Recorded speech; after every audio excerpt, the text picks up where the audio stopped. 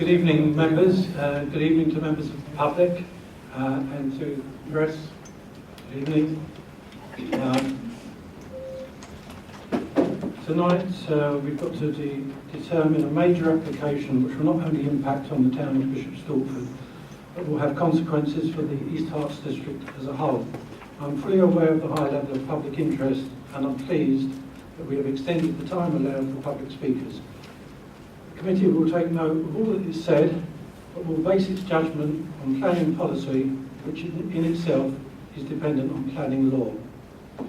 Before we start the formal proceedings, please be aware that we're not expecting any evacuation alarm tonight. If one is heard, it will be for real.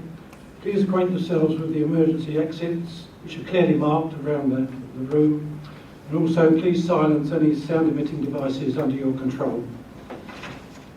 The proceedings will be recorded and made available in due course on the East Herts website. Therefore, you should be aware that your image may be captured. I apologise that I have my back to a large number of the public, but unfortunately that's the way the room has been arranged. So we now move to the formal agenda. Item 1, which is apologies for absence. Yes, Chairman, there are 2 apologies from Councillor Michael Freeman, and Councillor Stanball is his substitute, and secondly from Councillor Keith Warnell, and Councillor Steve Collins is his substitute for tonight. That's it. Thank you. Yeah, I have a small note to read out on behalf of Councillor Warnell. He recognises that this is an extremely important item for the residents of Bishop Stortford, but he has to excuse himself from tonight's meeting due to the Goods Yard development being part of the Bishop Stortford Neighbourhood Plan, which he chaired. He remains actively interested in the outcome of tonight's application, but so that there's no perception of any bias, he has absented himself from tonight's meeting.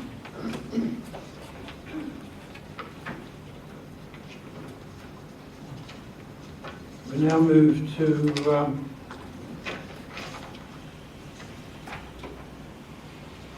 Chairman's announcements. My only announcement from the Chair is that we return to our normal schedule of meetings next Wednesday, 7 p.m. at the Council Chamber at Hertford. We move on to planning applications and unauthorised development for consideration by... Sorry, I've overlooked declarations of interest. Are there any declarations of interest? Councillor Goodeve? In the interests of transparency, I need to declare that my daughter is currently undertaking her industrial placement year at Kia. Kia are part of Solum Regeneration, who are the applicants for the applications before us this evening. I do not believe that this will affect my role as a DMC member this evening, and I will view the evidence with an open mind and make any judgment call based thereon. Thank you for that. Okay, now we move on to item 4, planning applications and unauthorised development for consideration by the committee.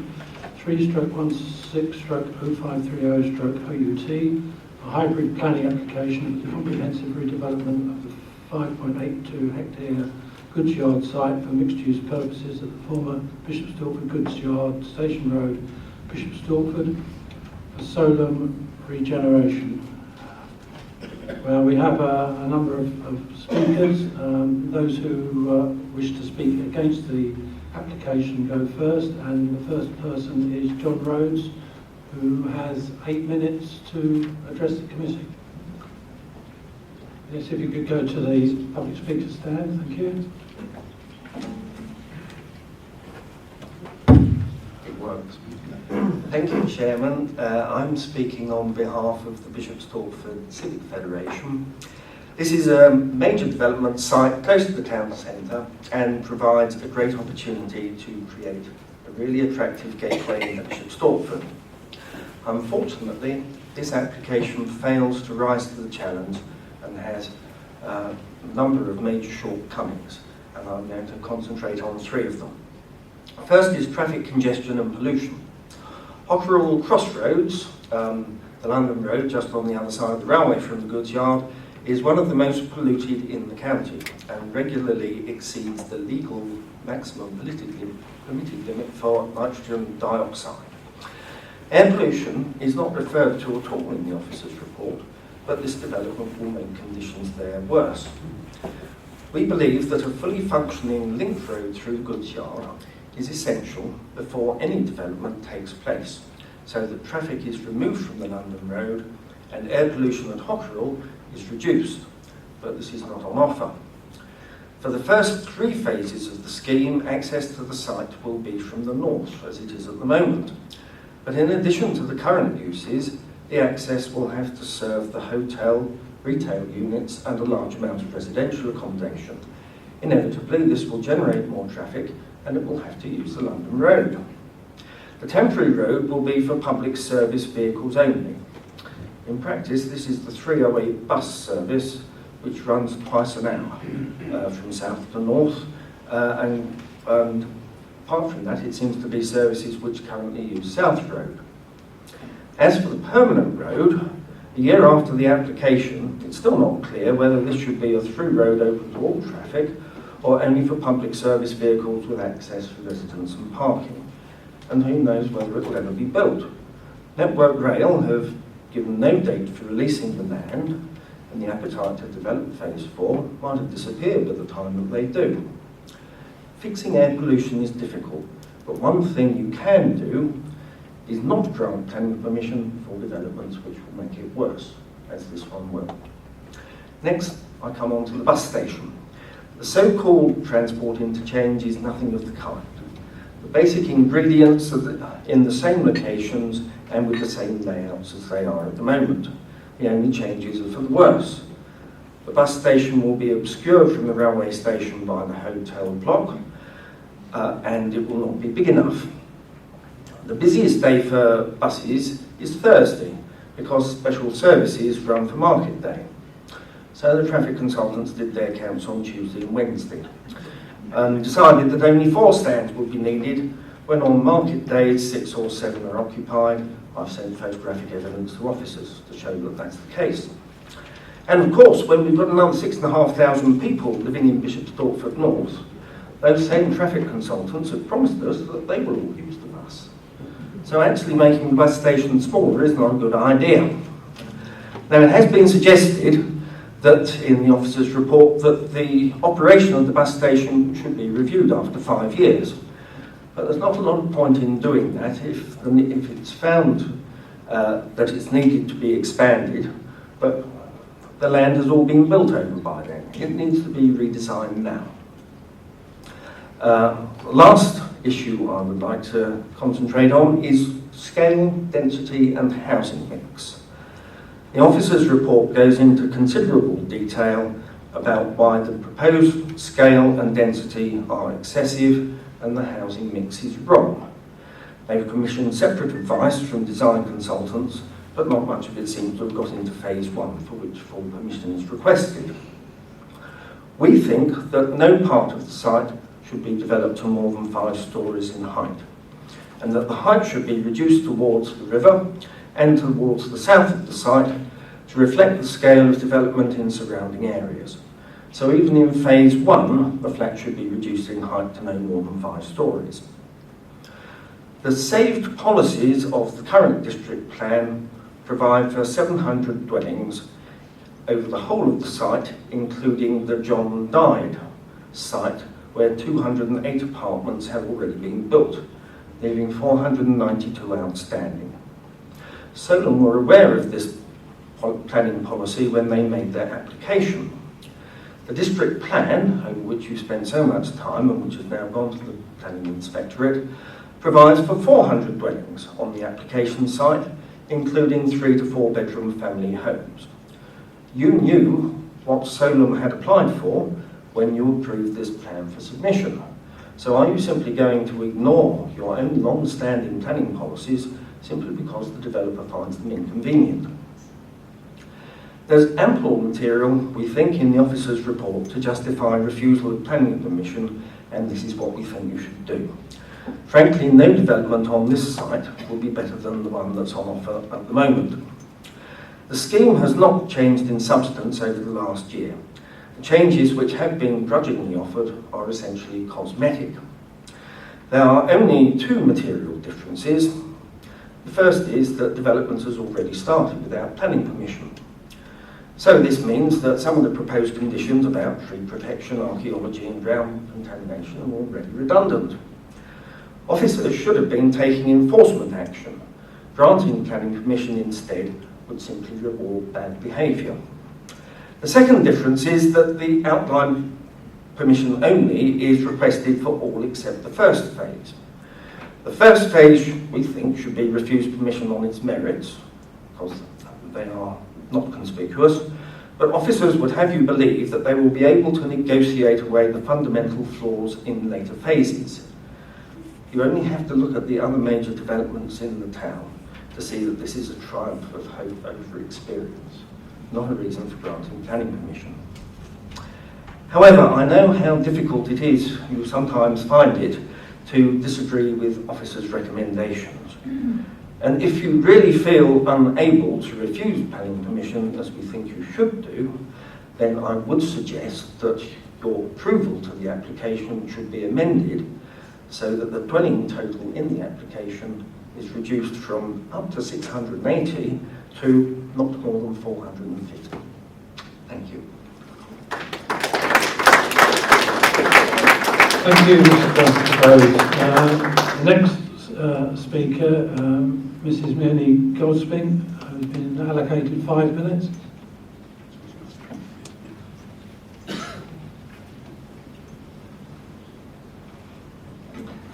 Thank you, Mr. Chairman. Yes, good evening, councillors. I'd like to request that you refuse these applications tonight. Please refuse the application for full permission for phase 1 and refuse the outline permission for phases 2 to 4. The grounds for refusal, I suggest, are 1. Gross overdevelopment of the site with an unacceptably high density of housing. 2. Inadequate car parking provision. 3. No definite commitment to an all-traffic link road, north to south through the site. 4. Insufficient affordable housing. 5. Poor architectural design. With regard to the gross overdevelopment, 680 units are proposed. The local plan of 2007, which is still extant, allocated 700 units for the goods yard and the John Dyde sites together. John Dyde has already been built with 208 homes. This leaves only 492 for the goods yard. The pre-submission draft of the new district plan has allocated 400 new houses to this site. The developers, however, want this policy to be changed to allow for 700 dwellings. You can find this on the agenda papers 9.1.7. The developers claim that a precedent has been set with the John Dyde flats, which have a density of 160 per hectare, and their proposals for 680 homes would give a density of 170. But phase 1 would give a density of 274. I consider that these numbers are completely unacceptable. To give approval to 122 homes in phase 1 now, and then suggest that the balance can be addressed in phases 2 to 4, see number 10.7 of your papers, I suggest that this is a risky and unrealistic strategy, because the developers will come back and say, well, the precedent has already been set when you allowed the 122 houses with a high density in phase 1.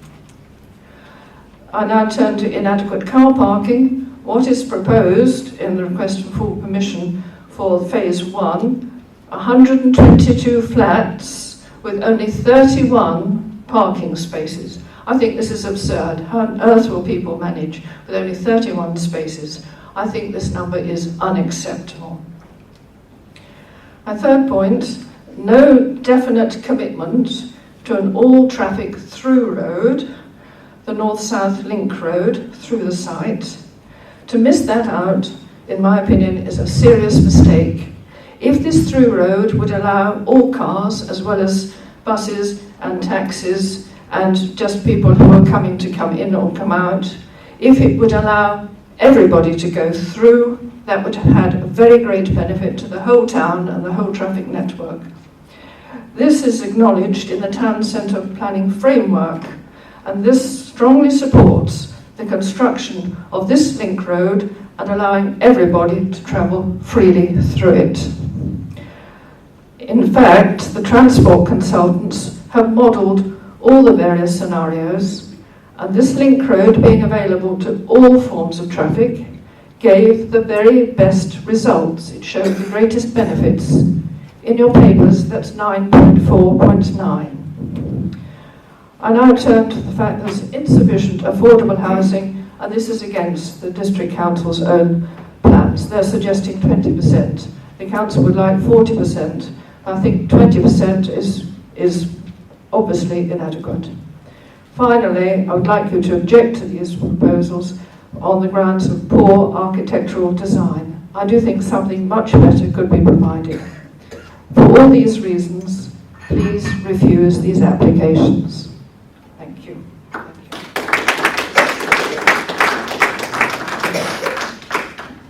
Thank you, Mrs. Goldsmith. We now have Catherine Wilson, who would like to speak. You have the remaining 7 minutes.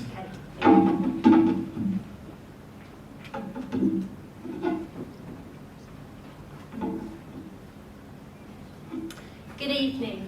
My name is Dr. Catherine Wilson. I've lived in the Central Walk development, also known as John Dyke Close, since the properties were first built well over 10 years ago. As a resident of the development next door, I'm confident that I have first-hand community insight of the landscape, the community, the current social, economic and environmental challenges of this site.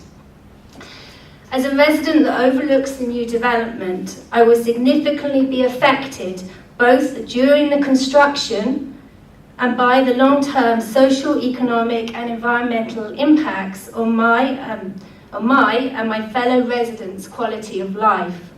In fact, on Saturday morning, before 8 o'clock, I was woken up by the construction work. As a resident, I also have a PhD in the sustainability field and significant experience within the sector. I stress that I support the regeneration of this brownfield site, but I have significant concerns with the current proposals. I feel very strongly that any development has to be done right. This is a key gateway site next to the station, which needs to be welcoming.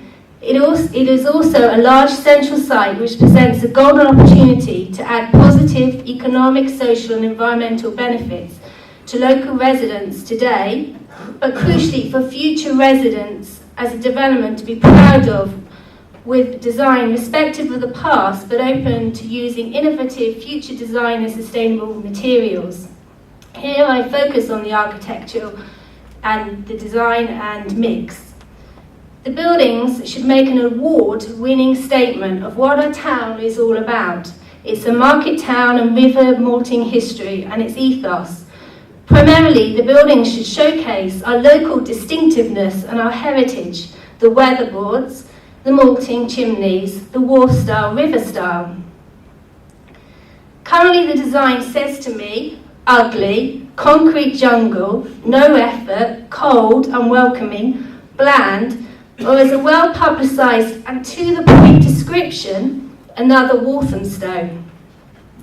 Nothing award-winning at all, or proud to be associated with. These views are not mine alone. At the Alleys and Morrison Public Exhibition, many residents share this view. Second, the Council's own Conservation and Urban Design team In August 2016, they reported a multitude of concerns and stated that the development would result in a missed opportunity for the town. Further, in March 2017, this same team recommended refusal, stating a more fundamental and ambitious redesign was needed, and the proposals are contrary to policy B1SH7, which requires high-quality design which incorporates local material palettes and incorporating sustainable design features. He referred to more fundamental changes being necessary with regard to street sections, architecture, materials and public realm treatments. These are pretty major requirements, yet the slight amendments to the latest designs can hardly be described as fundamental. Thirdly, Tippett's Planning and Urban Design, who were appointed by the council to conduct an urban design assessment, expressed the same concerns. Let me be clear, the residents of Bishop Stortford are looking for an award-winning design, not short-term economic gain for developers who have no long-term interest after they've collected their profits. The architectural design is inappropriate for a market townscape. A major concern is the ugly, hard concrete jungle views in and out of the site. This is inappropriate for a site adjoining a conservation area and risks harming it. The design lacks quality and both imagination and local distinctiveness. Again, my views are evidence-based and supported by local planning policy. Policy HA4 of the district plan sets out that new development outside a conservation area, which affects its character and setting, must preserve or enhance the established character or appearance of the area. Again, the 2020 vision document and 2011 design brief stresses no buildings in the development should obscure the views of St Michael's Church from Hallingbury Road. In my view, as a resident, the design would be better reflected the market town, warehouse, maltings and riverside setting. We must demand a new architect who works for the residents of this town. Consideration does not seem to have been given to the fact that the land slopes steeply up from the site, meaning looking down on the development that will show a mass of flat, ugly roofs. Please, we need roofs and a bird's eye consideration. Again, the 2011 Goods Yard brief fully supports my view of a high quality and coherent design. The height of the building should be limited to 4 or 5 stories, compatible with policy GY1. A key point, the application breaches many planning policies, a few examples, BH6, HA4, CC1, ENVI, DESI, you get my point. Local planning documents such as the Emerging District Plan and Neighbourhood Plan 2, not to mention the Council commissioned Tippett's Urban Design Appraisal. These have all been generated with taxpayers' expense and cannot be ignored by the Planning Committee. Finally, I understand the economics. The developers want maximum return on investment, I get that. But one example where they can maximise is in terms of the riverside setting and the distance from Stansted in terms of a higher class hotel as per the Goods Yard brief. The Travel Lodge Hotel in a terrible location right next to the road brings in more transient... I have to interrupt you, I'm sorry Dr Wilson. I think you got most of your points across, but in the interest of fairness to both sides, I've got to keep the limit. Very, very quickly. Thank you. Thank you very much. Thank you.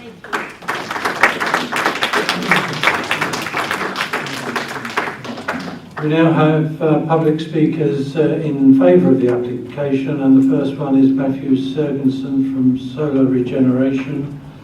There's a total of 20 minutes available for all of the speakers together, as there was for all of the speakers against. So if you'd like to come to the rostrum. Good evening.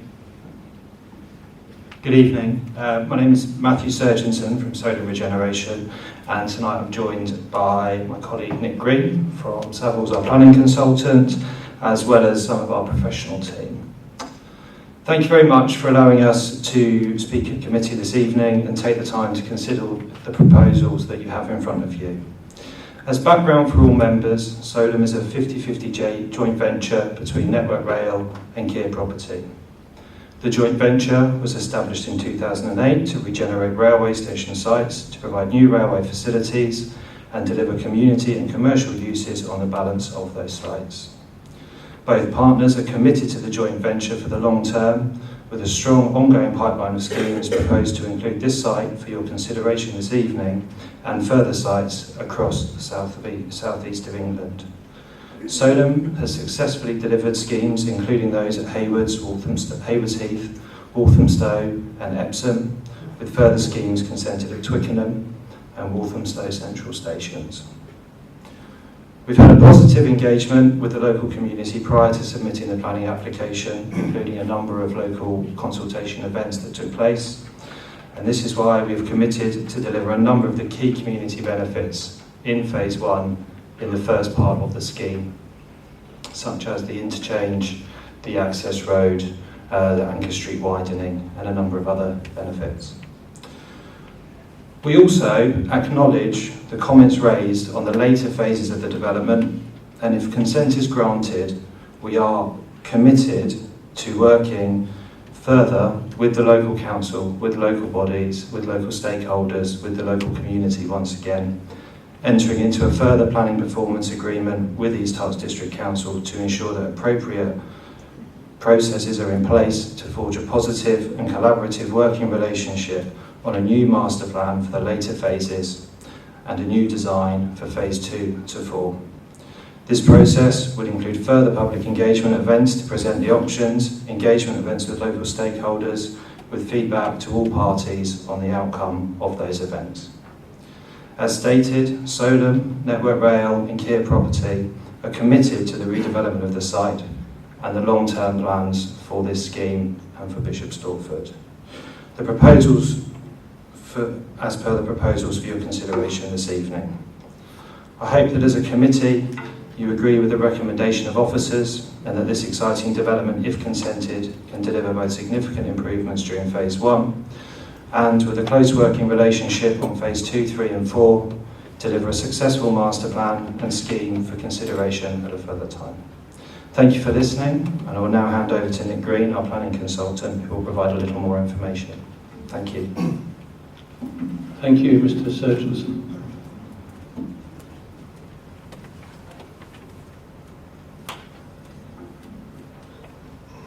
Thank you for allowing us to speak, Chairman. Discussions over these proposals have been taking place for over 2 years, and we are delighted to have the opportunity tonight to present the scheme to the Planning Committee. We've listened carefully to the views of the people of Bishop Stortford, who have reviewed the proposals on a number of occasions, and also to the views of council officers and their design advisors. There's been a great deal of support for the scheme, together with a range of other comments, and some of those you've heard tonight. As a result of the feedback we've received, we've changed the proposal significantly. For example, the new link road will now be delivered in the first part of the development. We've increased the affordable housing in the scheme, and as Matt says, we're happy to take up the idea that the remainder of the proposals, which is Phases 2, 3 and 4, will be looked at afresh in the near future as part of a collaborative approach to the design, which will come forward for discussion at the next stage. This could include other uses such as offices or a different mix of homes. The detailed part of this application, which is Phase 1, focuses on the delivery of 3 things. The first is essential infrastructure, the second is commercial uses, and thirdly, new homes. If we get planning permission, work can start delivering important public improvements, including the new station square with retail uses, a new commuter car park, which can also be used by non-rail users, a new link road, a new transport interchange, and a new hotel which will help boost the town's economy. All of this will contribute hugely to Bishop Stortford's vitality and character, and it will also create the conditions for the future phases to come forward once they have been agreed in detail. With these issues in mind, I would like to touch briefly on a number of key themes. Those are planning policy, housing and design issues. Firstly, in relation to policy, the site has been allocated for development for about 20 years. However, despite previous efforts, no scheme has ever succeeded. This is largely because it is a difficult site to develop. There are constraints relating to maintaining car parking on the site, existing rail uses on the site, and the need to clean up previously used industrial land. There are also very expensive infrastructure requirements that need to be provided, and those are the requirements I've just set out. The site is allocated for residential-led development in the draft local plan, policy BISH 7. This allocates it for at least 400 homes, a range of housing, affordable housing, employment uses, a new station forecourt and passenger improvements. The draft neighbourhood plan is consistent with this, although it seeks also to create a welcoming and pleasant public realm and to provide sufficient car and cycle parking.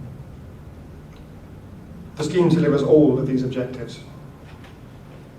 It is also worth remembering that the Housing White Paper, published earlier this year, is clear that the government intends to use the opportunity offered by land and railway stations to help address the national housing crisis. It says that development proposals should make efficient use of land and avoid building homes at low densities where there is a shortage of land for meeting housing needs. It also says that developments should provide higher density development in locations that are well served by public transport, such as land around railway stations. So when you take all of these issues into account, it's clear that the proposals are strongly supported by policy at all levels. I'll move on now briefly to housing supply. The Council has recently been delivering 80% of new development on brownfield land, which is very high. However, that figure is predicted to fall to 30% by 2019, which is a very significant drop. This means that in 2019, 70% of all development in East Herts could be on greenfield sites. This development can help to address this issue by building on a large brownfield site in the town centre. As you all know, the government requires the council to maintain a rolling 5-year supply of housing land. For East Herts District Council, this means that you need to provide 1,200 dwellings per annum when the backlog of the undersupply is taken into account. At the moment, the council is only able to identify a 3.1-year supply of land for housing, meaning that there is a significant shortage of housing land in the district. This doesn't mean that anything goes, of course, and I'm not trying to suggest that, but it is an ongoing issue for the district which this development can go some significant way towards helping to address. My last issue is one of design. We've worked closely and collaboratively with the council and its design advisors, Tibbles. This has led to a number of changes to the scheme, which has included changes to the design of the buildings, to the mix, and to a commitment to review and redesign the later phases of the scheme. There will be a level of affordable housing in the scheme which will be reviewed in an upwards-only manner, so the level of affordable housing will only go upwards, it can't go down. Tibbles have provided some comments which support phase 1, in particular the welcome sense of arrival that it gives to the town, the benefits of the hotel and its design, and the improvements to the car park designs. We've made it clear that we're committed to working closely with the council and other stakeholders on the detailed design of phases 2 to 4. We're also very happy to discuss the exact treatment of the appearance of the car park in phase 1, if members feel that further work is needed in that area. We've circulated a series of images of other car parks with a diverse variety of interesting treatments, which should be on your desks at the moment. These are just for illustrative purposes, but they show the sort of thing that we could agree if members would like us to. Equally, if a different direction is preferred, we would be very happy to look at something else. Overall, I hope you agree this is an exciting opportunity to take forward the redevelopment of this important site, with the first phase delivering essential public benefits before close collaboration commences on the future phases. I'd like to conclude by setting out what I see as the main benefits of the scheme before you. Firstly, the redevelopment of an unattractive derelict site. Secondly, the provision of a new gateway to the town, comprising a new station square and a station interchange. Thirdly, a new north-south link road through the site, which will be delivered initially as part of phase 1.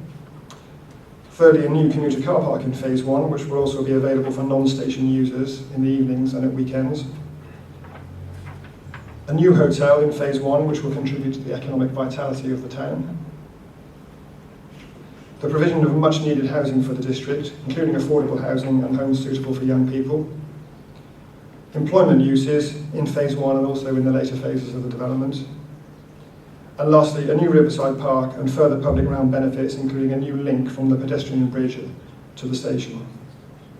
Thank you very much.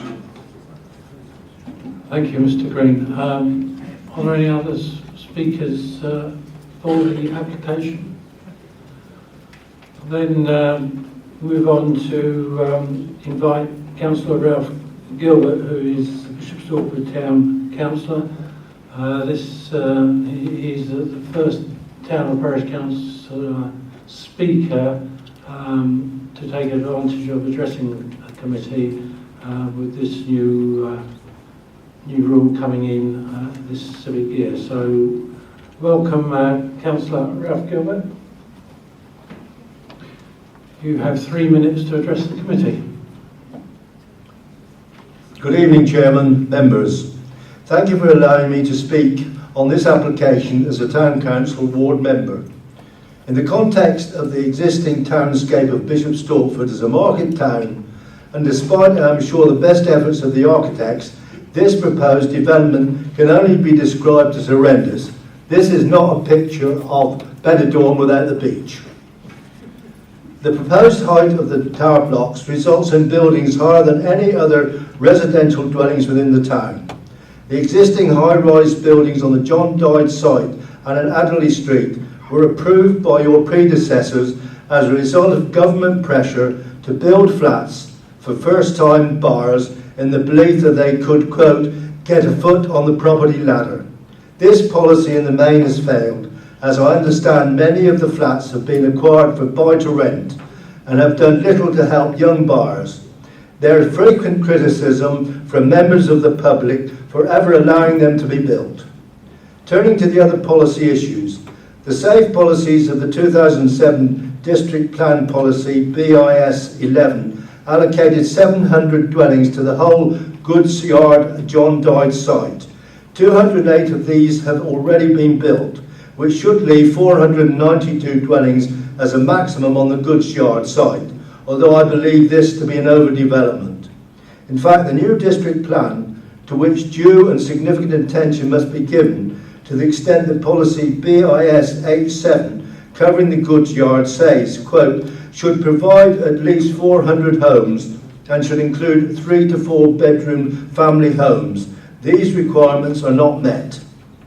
Furthermore, policy GV2 of the Neighbourhood Plan 2, which is due to be ratified, has thoroughly explored the potential of this site in its broadest context, suggests the number of dwellings should be set even lower at 250. Policy GY1 of this plan makes further suggestions on the characteristics of the site. They have been totally ignored.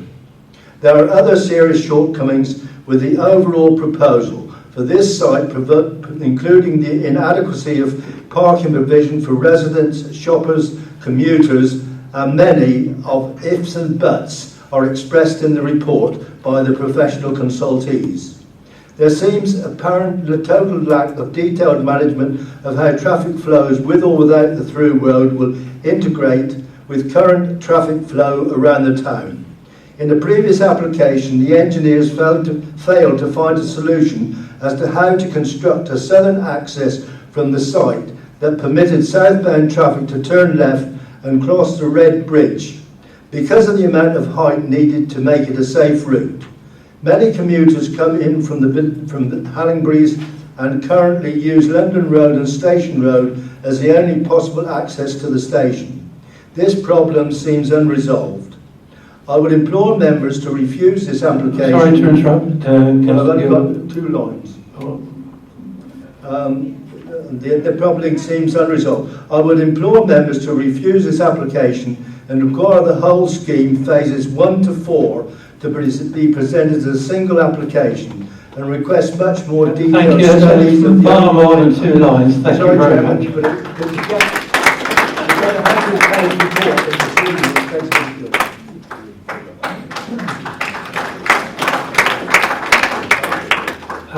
Now, I've just got to interrupt proceedings. One of our committee members has just arrived, and thank you for coming, and I'm sorry that you've had terrible traffic problems. But But you, in the interest of fairness and hearing the whole debate, you will not be allowed to speak or vote, but we're welcome to observe. I now call on Councillor Norma Simons, one of the local ward councillors, to address the committee.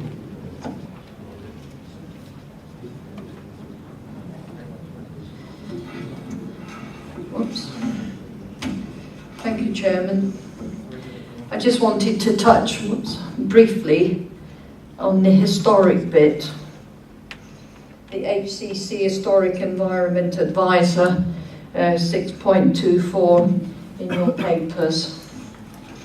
The site has already been contaminated with crushed brick as part of the pre-preparation that they are apparently allowed. So I believe that no historic remains will ever be able to be found.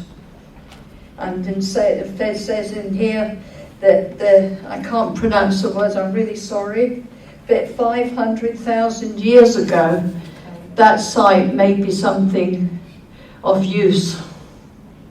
That's all I want to say on that. I want to concentrate on the schools.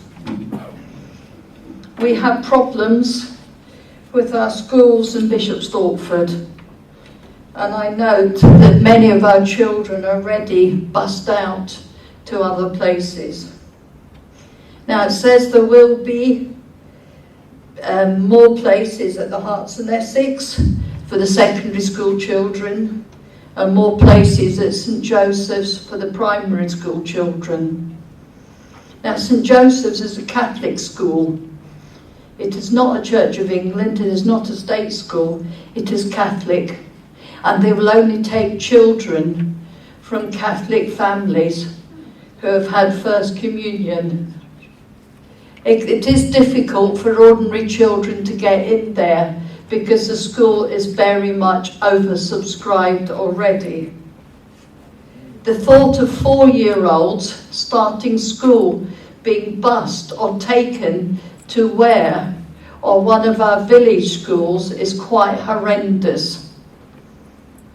The other thing I wanted to bring to your mind is about our doctor's surgeries. They are full. They cannot take any more. Now, at one time, doctors could close their lists. They're not allowed to now. We have walk-in surgeries both for South Street and Church Street. You go up to the Hearts and Essex Hospital any time from 9:30 and you're given a piece of paper saying what time to come back at. Now that's fine if you've got a car and you can go down and actually get a coffee or something while you're waiting. But the ward that I represent has the least amount of cars in the whole of Bishop Stortford. So where do they go? Do they sit with children for 2.5 hours waiting to be seen? And even if you're told to be back by 12:10, as I was the other day and had to wait till nearly 1:30 to be seen by a GP, it's exactly the same at South Street as well. We do not have the capacity for more people coming into Bishop Stortford. I also just wanted to touch on the architectural value of this, and Councillor Gilbert has already said something. I went to Cambridge on the train about 3 weeks ago to go to a conference, and as I came into Cambridge, there were some new buildings. And I wondered whether I was actually coming into East Germany. They were horrible. They were flat-roofed, and they were totally out of keeping with what I see Cambridge as. I also had to go to Stevenage recently, and as I drove down into the town, I thought, what are those buildings? They are flats. Now, Stevenage is a new town, so therefore it shouldn't matter. But I thought, what horrendous looking flats. And that's exactly what we're going to get landed with in a market town as Bishop Stortford is. And when I was on planning, there was a hotel was going to be built on the road as you came in from Great Amwell. and that was turned down because it had a flat roof. And now we're being asked to approve buildings with flat roofs. They do not fit in with the ambience of Bishop Stortford. Thank you. Thank you, Councillor Simons. We now have Councillor George Cutting, who is also a local ward member on the District Council.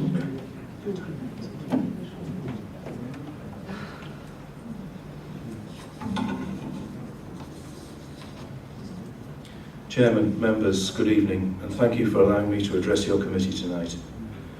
My name is George Cutting, for those that don't know me, and I do address you this evening as an East Herts District Councillor and Bishop Stortford Town Councillor, representing Bishop Stortford Central Ward, which encompasses part of this application. Whilst my Central Ward colleagues have already expressed an opinion, I do not intend to repeating the wide-ranging and varied concerns already voiced by very able and voluble speakers tonight, but I would like to add that I am in favour of the development of brownfield sites above greenfield sites, and believe this site provides such an opportunity. However, this is once in a lifetime opportunity to provide a tasteful and sympathetic development, and I'm passionate that whatever is constructed both enhances the town and serves both the needs of those who will live there, which will sadly, from the current application, I do not believe to be the case. Picking out just a couple of points that I don't believe have been covered, Canal and Rivers Trust and the Environment Agency are both statutory consultees and have both raised concerns in writing surrounding the effects on the habitat of this part of the river frontage and concerns in relation to drainage into the river, and I'm not aware that these concerns have been adequately addressed. The application makes many references to the findings of consultants, together with recommendations from the requirements of the neighbourhood plan policies, and I'm also concerned that these recommendations are not positively reflected in this application. There have been 3 consultations surrounding the proposed through road, from which I understand no real conclusion has been drawn, although reference has been made to it tonight by the applicants. And I believe, given the critical importance of this facet of the application and the impact these options will have on traffic and additional congestion, a much clearer proposal needs to be demonstrated. It would be remiss of me not to applaud the content of the letter from Dr. Wilson, which members will have read, as it summarises many concerns and handsomely links them directly to district policies. Finally, I'm of the opinion that the current application is a start, but far from completed work. So I urge members to refuse the application in its current format. Thank you. Thank you, Councillor Cutting. Now, before I ask the officers to give us a short presentation on this application, there's one or two words I'd like to direct to my fellow committee members. I believe that the application is clear enough, although it is of a hybrid character, with one of the 4 phases requiring full planning approval, with the other 3 phases, 2, 3 and 4, being in outline. But the construction and examination of the application is highly complex, with an unusually extensive range of associated documents and policies to test, interpret and determine. For the sake of clarity and method, I believe that it would be beneficial to focus on phase 1 before any deep exploration of the remaining phases, with a determination of the application being made after all aspects have been discussed. We have a kaleidoscope of references and dependencies of one phase upon another. Whatever tonight's outcome, it is essential that our reasoning is clearly understood, and of utmost priority, we must demonstrate reasonableness in our determination. I'll now ask officers to give us a presentation, an introduction to the application. Mr. Tapper. Thank you, Chairman. May I first of all talk you through the supplementary material which we've sent to you both by email and provided hard copies tonight. Just one or two explanations because there is quite a lot of it. The first to refer to is headed Special Development Committee Landscape Paper, which has the late representations and some proposed changes to conditions in ERPB. Now, a housekeeping matter, I picked up a copy and it had only pages 1 and 3. So just make sure that you have got all 4 pages in that particular copy. If not, perhaps Peter would. Yes, I know, but one of them is only one side. So just make sure you've got all 4 pages. The first representation is from the Town Council, who met on the 8th of May and listed again a set of objections. We've already heard from one of their councillors. I've taken the time, though, to comment on the objections raised, because it's always an opportunity to add in some more information that's pertinent to their concerns. I won't go through it all now. I'm hoping that it's going to be self-evident in terms of the officers' comments as you read through. Secondly, on page 3, I would refer to the receipt of a petition of 241 names that's been received from the local Labour Party. Now, that was an online petition, and it contains only the names and the town of residence of the signatories, rather than full postal addresses, which is usual, I think, with written petitions. However, a large majority of those names, those locations, are local. However, the petition merely states, "Greetings, give us a Bishop Stortford goods yard that improves the town." And that's a sentiment that I guess that we would all share. In other words, it's not really pointing you to any particular issues that you would need to take into account. We've received a further representation from Luna Retail, who are the operators of the leisure centre on Anchor Street, and they have been expressed concern previously about the ability of residents and their customers in particular to use the car parks, the station car parks, on Saturdays, Sundays and in the evenings, because they themselves have no car parking otherwise readily available. And they are asking really for us to be more explicit, if this application is approved, in terms of the availability of parking space during those hours for general public use. So that's a point that I can certainly take back, Chairman, to the applicants. Excuse me, Mr. Tappert. We're considering an application that's been clearly laid out. I understand that we've had these late representations, but I think an address to the committee on the merits or demerits of this application is more appropriate at this stage than answering these questions about various questions. So if you could present to our committee briefly reasons for supporting or otherwise this application, I think it would be more beneficial. Are you happy, Chairman, to take these items as read? Yeah. Okay. Thank you. So, if we turn to the report,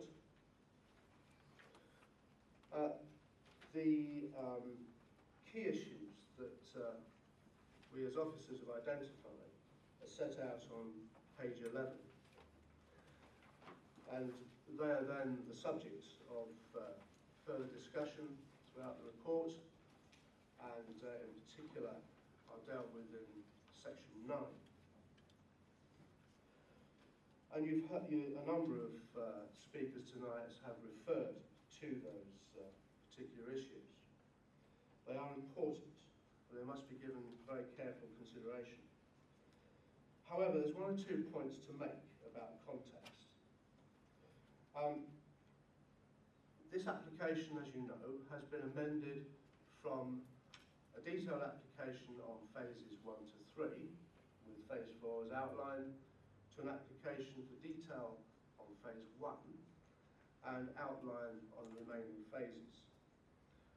a number of the issues that we've been considering, and some of the issues touched on in the report, refer to the stage in the application when we had full details on stages 2 and 3. And the report is very clear that there were many issues in terms of design in particular that were unsatisfactory about those phases. However, you're now in the position that those phases have been turned into outline, and the applicants have made a number of statements about their willingness to look again with a blank sheet at the detail of those phases, which are largely residential, but they would also include another multi-storey car park for the benefit of customers of the station. So it's very important in thinking about the application to make that distinction. The real focus is on the detail of phase 1 and whether that in itself is acceptable. You must still think about the outline and whether it is likely that a satisfactory scheme could be produced for a development of up to 680 dwellings. But I stress that it's up to 680. To my mind, whether 680 is the result is not the issue. The issue is, are we able, in those later phases, to create a satisfactory residential neighbourhood? And a satisfactory residential neighbourhood addresses many of the issues that we've had before with the previous detail. And I'd refer you, for example, to the quality and the amount of open space available, play areas, but also space adjacent to the riverside. And connected with that, we had as well issues about the ecological quality. The NPPF requires that schemes should enhance the biodiversity of sites and not take away. And at the moment, of course, with the clearance of much of the greenery, the woodland, we're looking at a site which has achieved a deficit in terms of biodiversity. So there's a number of issues spelled out in the report that need to be considered for phases 2 to 3, but you have the opportunity to control how they come forward.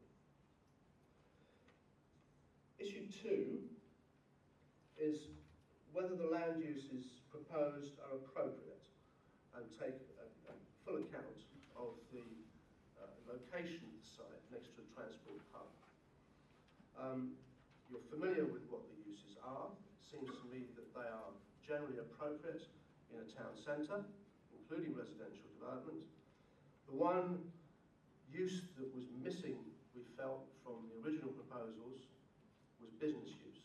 And that is something which policy has on a number of occasions stated is required.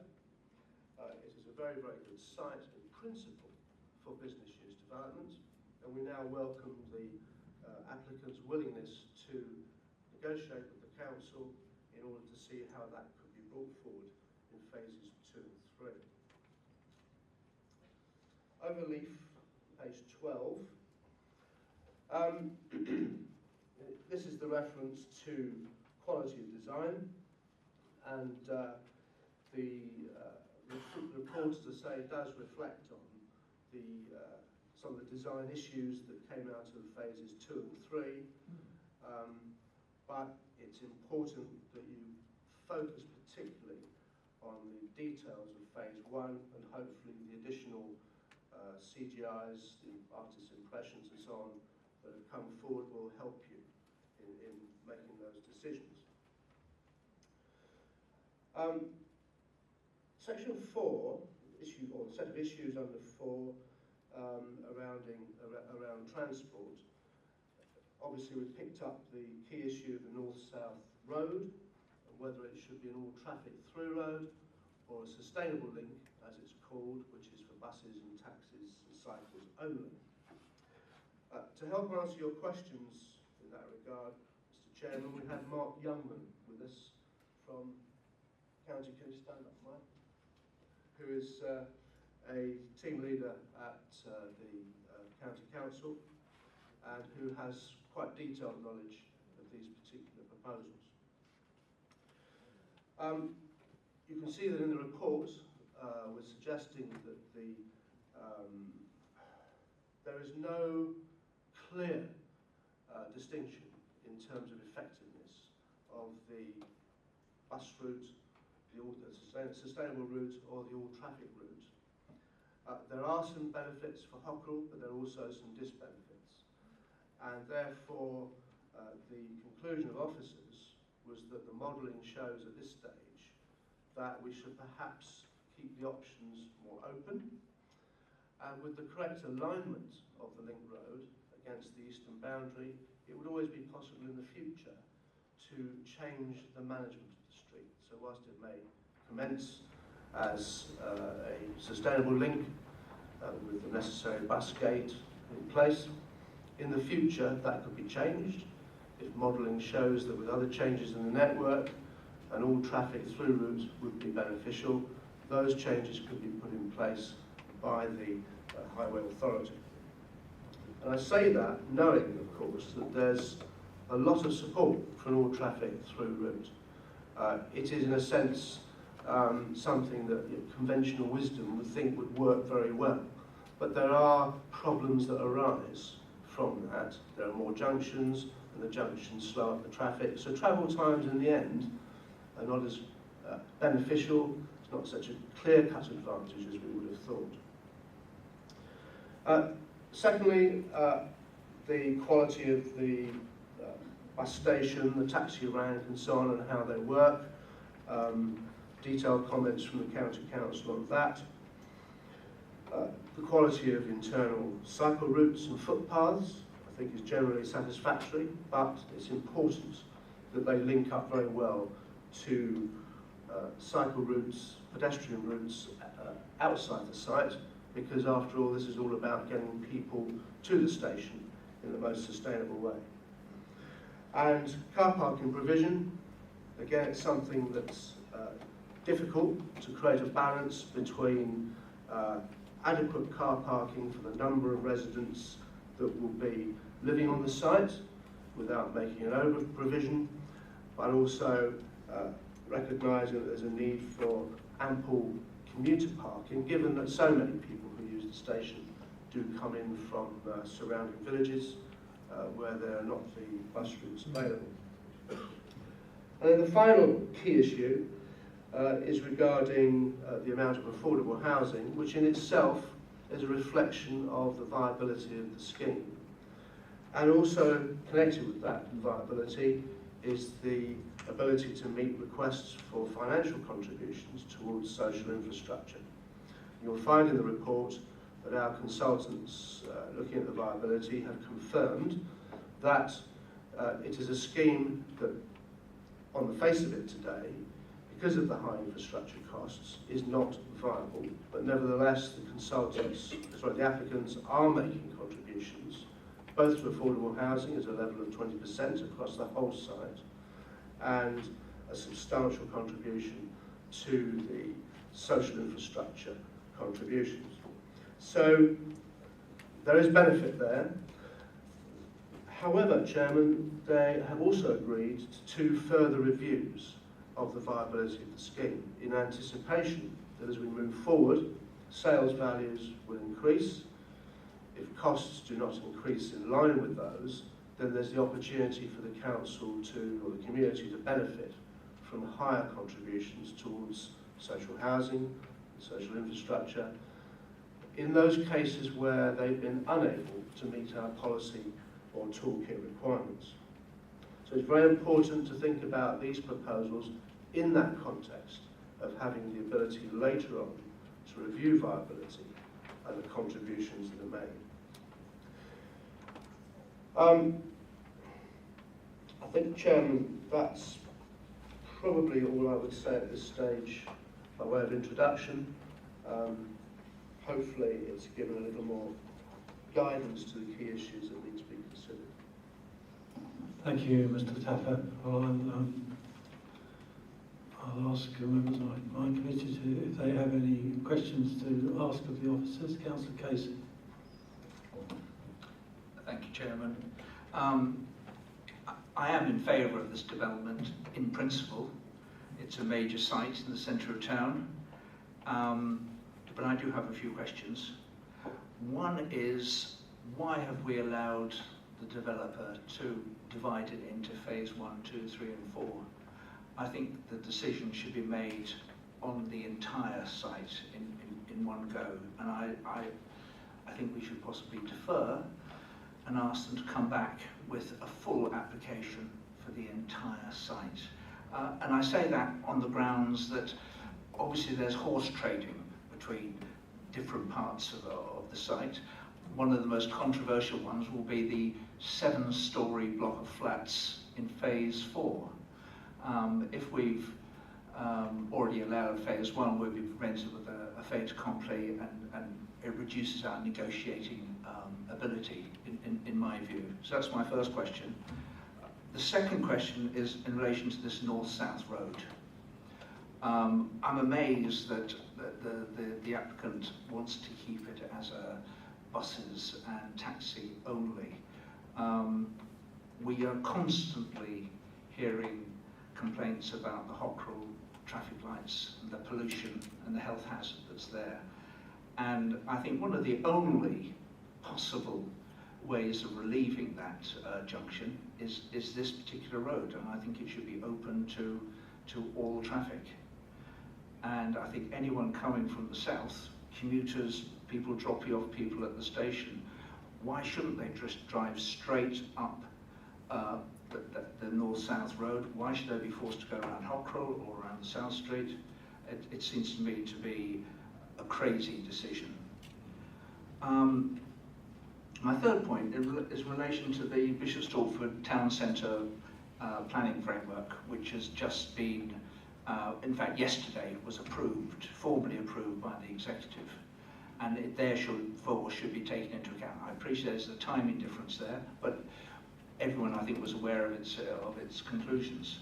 Now there are big differences between the framework's conclusions and this application. The District Council spent a lot of money on these consultants, and we consulted the public. And what's the point of having these framework documents if we simply ignore the conclusions? And I mean, I could go through various points, but for instance, the development should be sympathetic to the architecture of the town. Sight lines should be in place. There should be offices in the development, all of which have been left out of this application. And then my fourth point is, I think this application constitutes overdevelopment. In particular, those 7-storey blocks of flats. I don't think there's anything else in Stortford that's got 7 stories, and it's just completely unacceptable. From an architectural point of view, I mean, it reminds me of Eastern Europe about 30 years ago. I mean, the design is absolutely horrendous.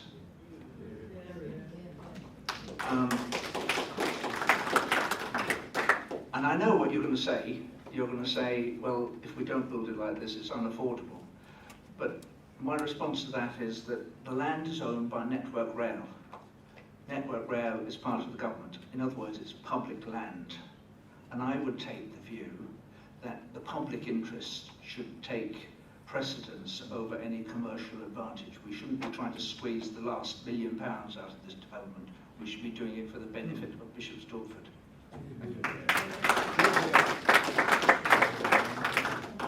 Thank you. Councillor Andrews. Thank you, Chairman. Yes, I concur with much of that. We've heard from others that this is an exciting opportunity, and that's very, very clear. But we have to bear in mind that whatever we agree tonight can potentially shape the very heart of Bishop Stortford, the very core of Bishop Stortford for the next 4 or 5 generations. And that's a heavy responsibility. We've heard about overdevelopment, and I'm inclined to agree. Excuse me. And there's a number of points I'd like to develop along that line. I'm concerned also around the provision of the transport interchange. Now, we're heading into a couple of decades where sustainability is going to be, rather than fashionable as it is now, it's going to be our buzzword, it's our byword.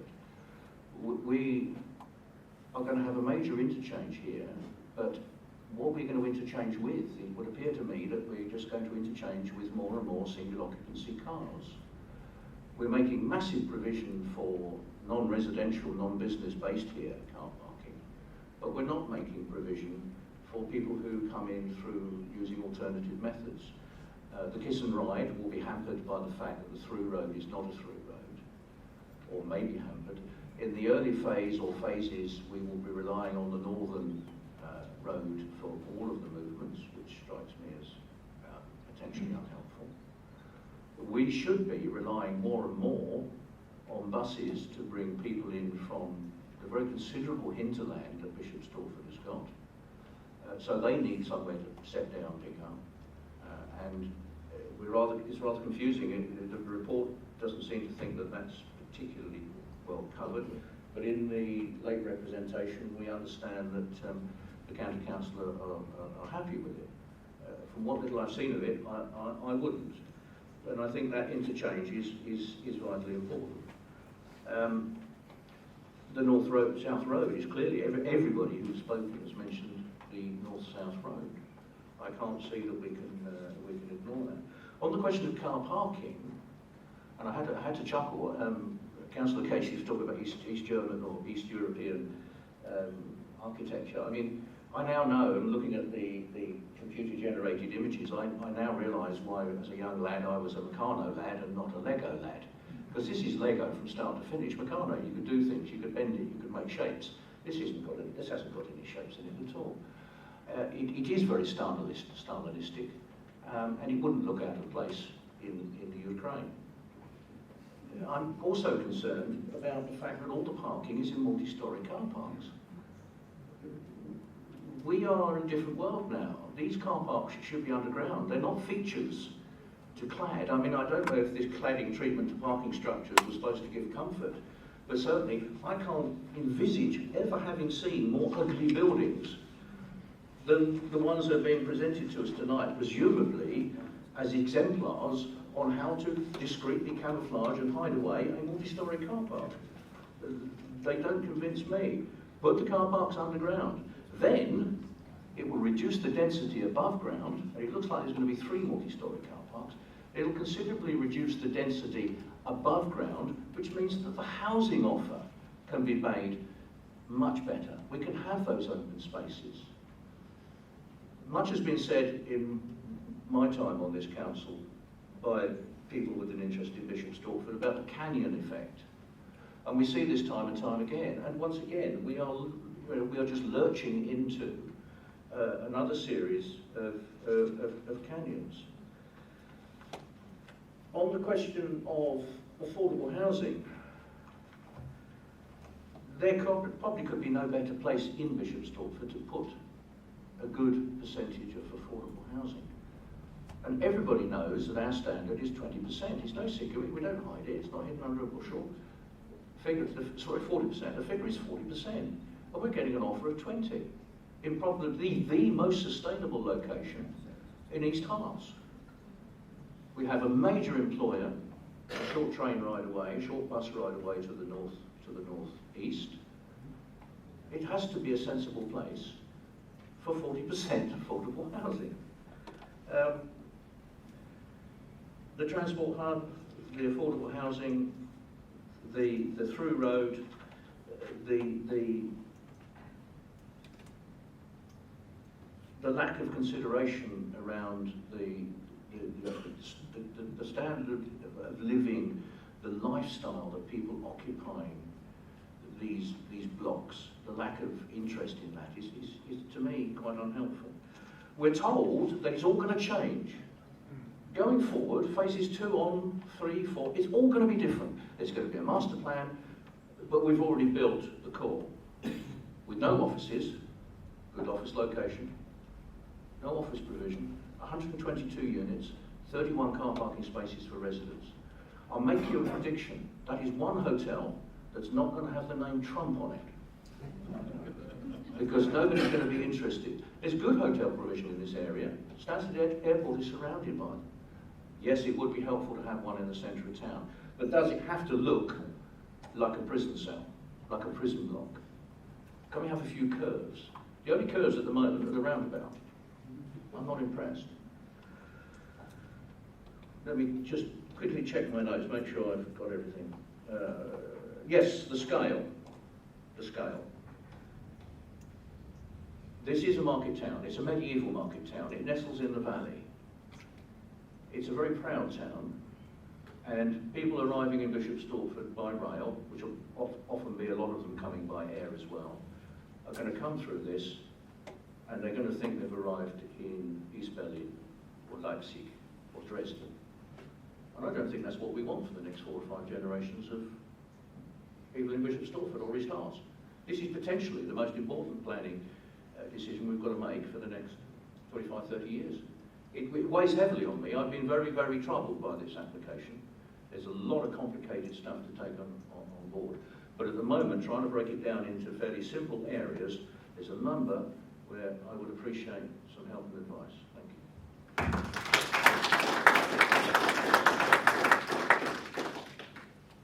Are there any other questions to the director officers here? Councillor Deering. Thank you very much, Chairman. I have some sympathy with the comments of Councillor Casey and Councillor Andrews. I'm not a Bishop Stortford councillor, but it does seem to me to be completely legitimate of Councillor Andrews to say that this is a benchmark development that the people of Bishop Stortford will have to look at for the next several decades. And it does therefore seem to me that the issues of architecture and design are very important. It's notable that every local speaker this evening has spoken against the detail of this project. I'm sure everybody in the room very much welcomes the development of a brownfield site. This clearly is a site that calls for renovation. But no local speaker has spoken in favour of this proposal. And I would like the officers to comment as to whether it's their opinion that the views expressed by the local speakers are not legitimate from a planning consideration standpoint. If that's the view of the officers, then I'd like to know. And in relation to the officers, I'm bound to say that I also get the feeling from the report that there's not necessarily complete conviction that phase 1 crosses the line. I won't read out the passages, but I've noted that the paragraph 9.1.10 on density at page 31, paragraph 9.1.17 on housing mix at page 33, paragraphs 9.2.9, 9.3.6 on quantum density mix design, pages 36-37, and towards the end of the report, the comments on architecture at paragraph 10.8 of page 59, to my mind, don't ring with real confidence that phase 1 has crossed the line. And it feels as though some of the difficult decisions are just being pushed off into the future of the remaining phases. And I would I'd like to hear from the officers as to whether that reaction is fair or not. But first and foremost, I think the issue is that this is a development that the residents of Bishop Stortford will have to live with and look at every day for the next several decades.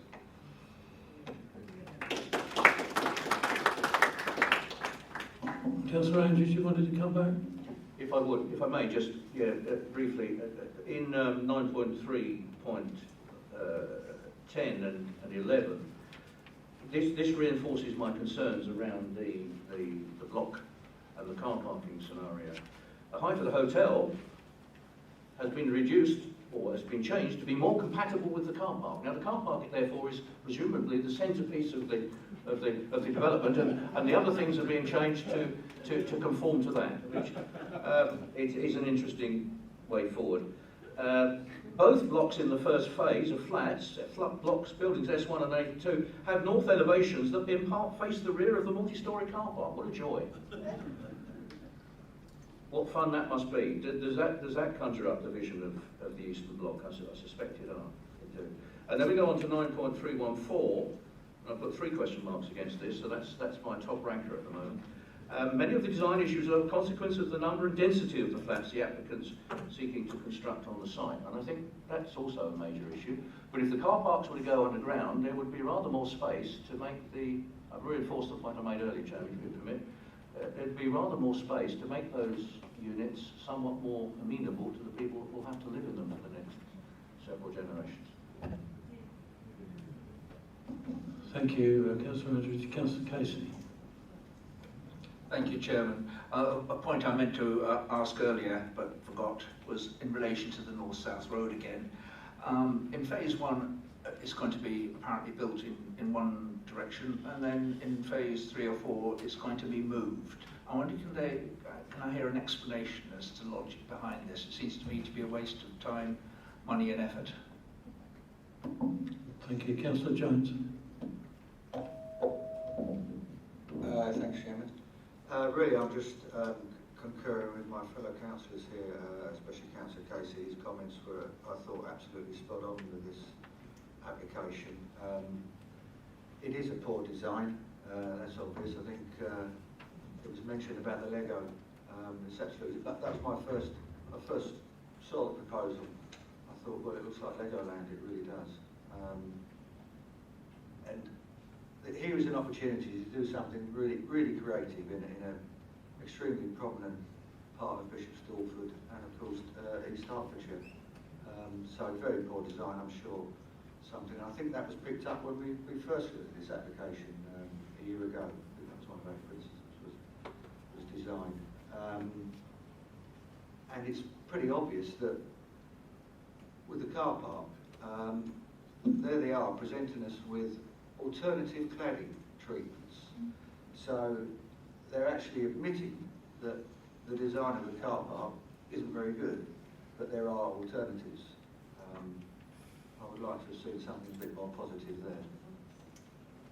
And I'm not comfortable in being asked to consider Phase 1. And basically, the way I'm reading this report is that, yeah, there are problems in it, but these can be addressed when we look at the detail of Phases 2, 3 and 4. I would much rather, they've had plenty of time to come up with a master plan for this, and as Councillor Casey said, I'd much rather see the full master plan for this project that we could look at. I mean, the affordable housing provision are saying that's going to be addressed further on. We've got no guarantees of that whatsoever, so I wouldn't be comfortable without seeing the full master plan. And I wasn't very comfortable either in 9.1.5, where they were rewording of the policies in our district plan that we spent years producing. And they have had plenty of time during the consultation. And you know, in the district plan it's saying provision for 400 dwellings there. And they're saying I'll reword it to 700. I think there's a certain arrogance there that I'm not comfortable with. Thank you. Councillor Brunton. Thank you, Chairman. I'd like better clarity from our officers on the question of viability. I'm no forensic accountant, but I've looked at it as best I can, and I can only assume, this being a joint venture, that the site would have been on network rails books for a great number of years. It would have been on their company balance sheet for a long, long time. So if they were to sell the site on to another developer, then yes, the other developer would have to pay a premium for it. However, as it's a JV with somebody else, they've pretty much, in layman's terms, got the site for very little. It's been written off over a number of years. Or one would assume, as I say, I'm not a forensic accountant, but one would assume. So the argument of viability and not being able to put parking underground because it's unviable, and the affordable housing issue because it affects viability, that doesn't carry a lot of weight, certainly from this side of the table at the moment. I'd just like clarity on Please, Councillor Cousins. Thank you, Chairman. I'd just like to agree with all my colleagues. Actually, all the comments have been made so far. But I think I'd just like to summarise by saying it doesn't look nice to live in, it doesn't look nice to look at, and it's not really going to do anything for Bishop Stortford whatsoever.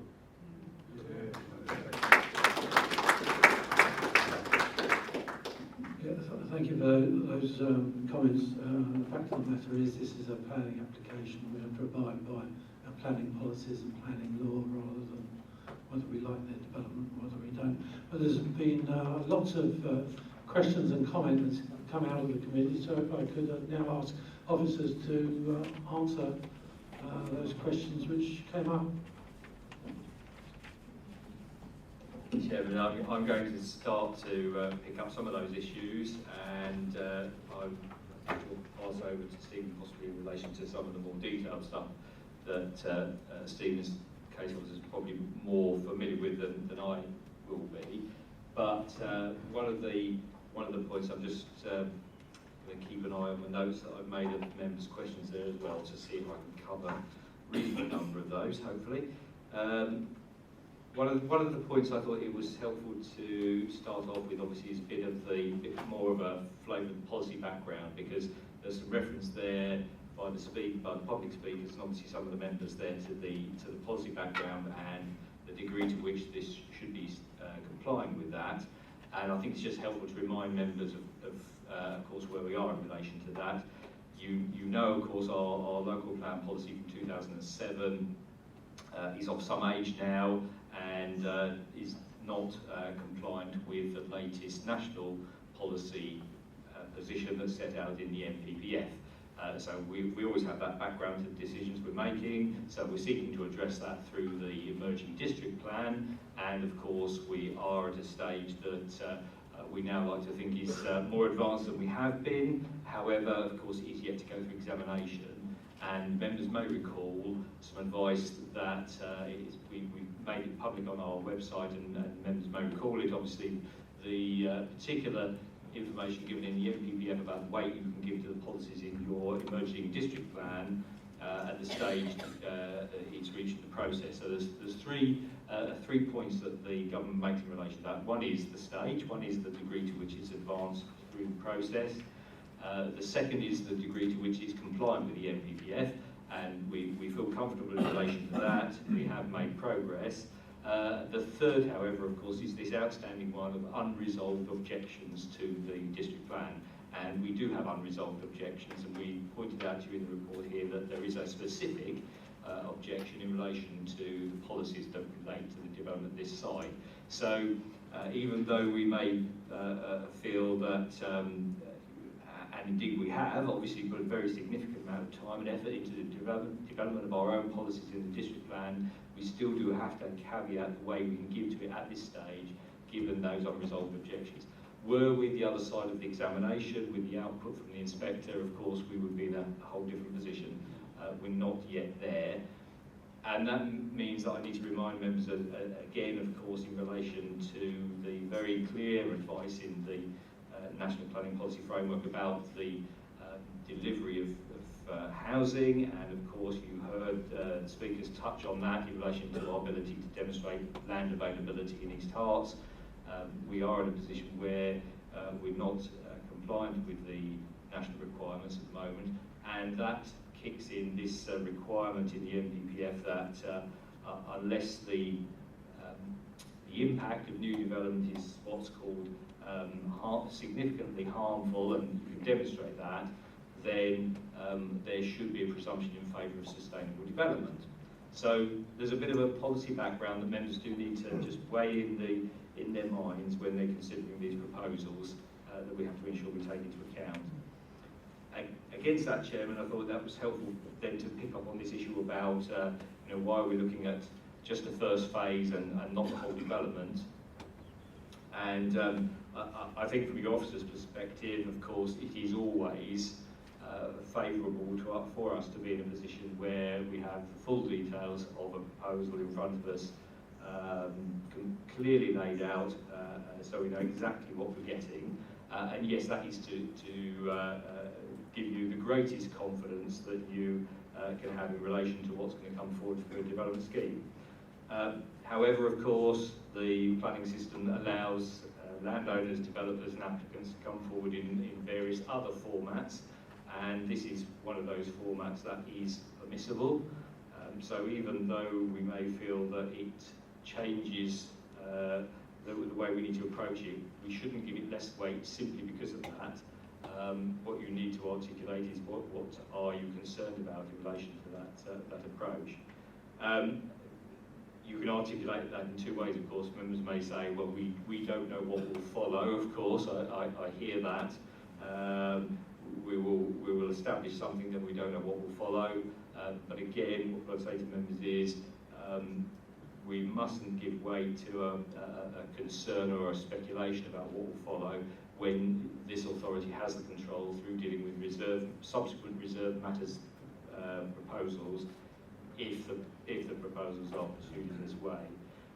So yes, of course, the full detail would always be a more informed place to be, but we have to deal with the proposals we have in front of us. Chairman, we heard about the planning policy framework, the Bishop Stortford Town Centre policy framework that the council's engaged consultants to draw together, and indeed that the updated position that was endorsed by the council's executive committee last night is indeed the case. So you can ensure you take that into account in your considerations.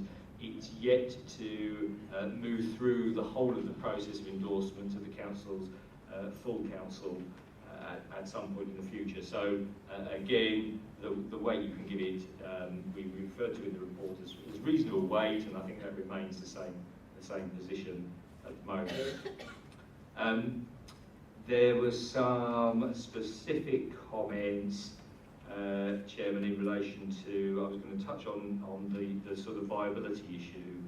I thought might be helpful at this stage. And there were some comments in relation to different forms of development and underground and car parking, for example, as being a different way of dealing with things, and the provision of affordable housing, the level of provision of affordable housing. Now, I think you will be aware, of course, that we do assess this viability issue very, very thoroughly in relation to development schemes that come forward, and we will often engage, again, independent advice in relation to this, and of course we have done on this occasion in a very significant scheme, and we wanted to make sure that we were fully informed in relation to this.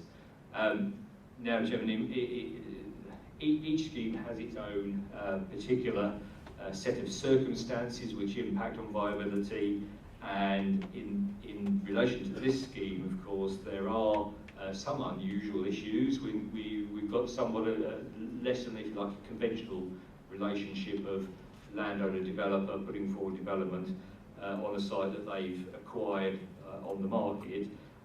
As Councillor Brunton referred to there, it's a different relationship in that Network Rail as an organisation has the asset through whatever the process has taken place to set it into the current situation it's in.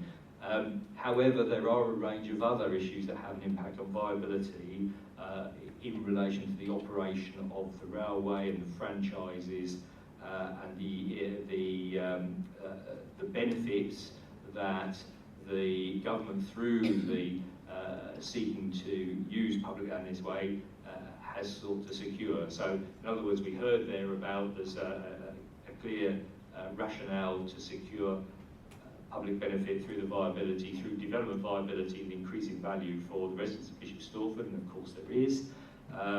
But the view of the government in relation to development of these sites is there is also a public benefit through the support and improvement to the public transport rail services for the residents of Bishop Stortford and elsewhere, which of course is not an unreasonable scenario.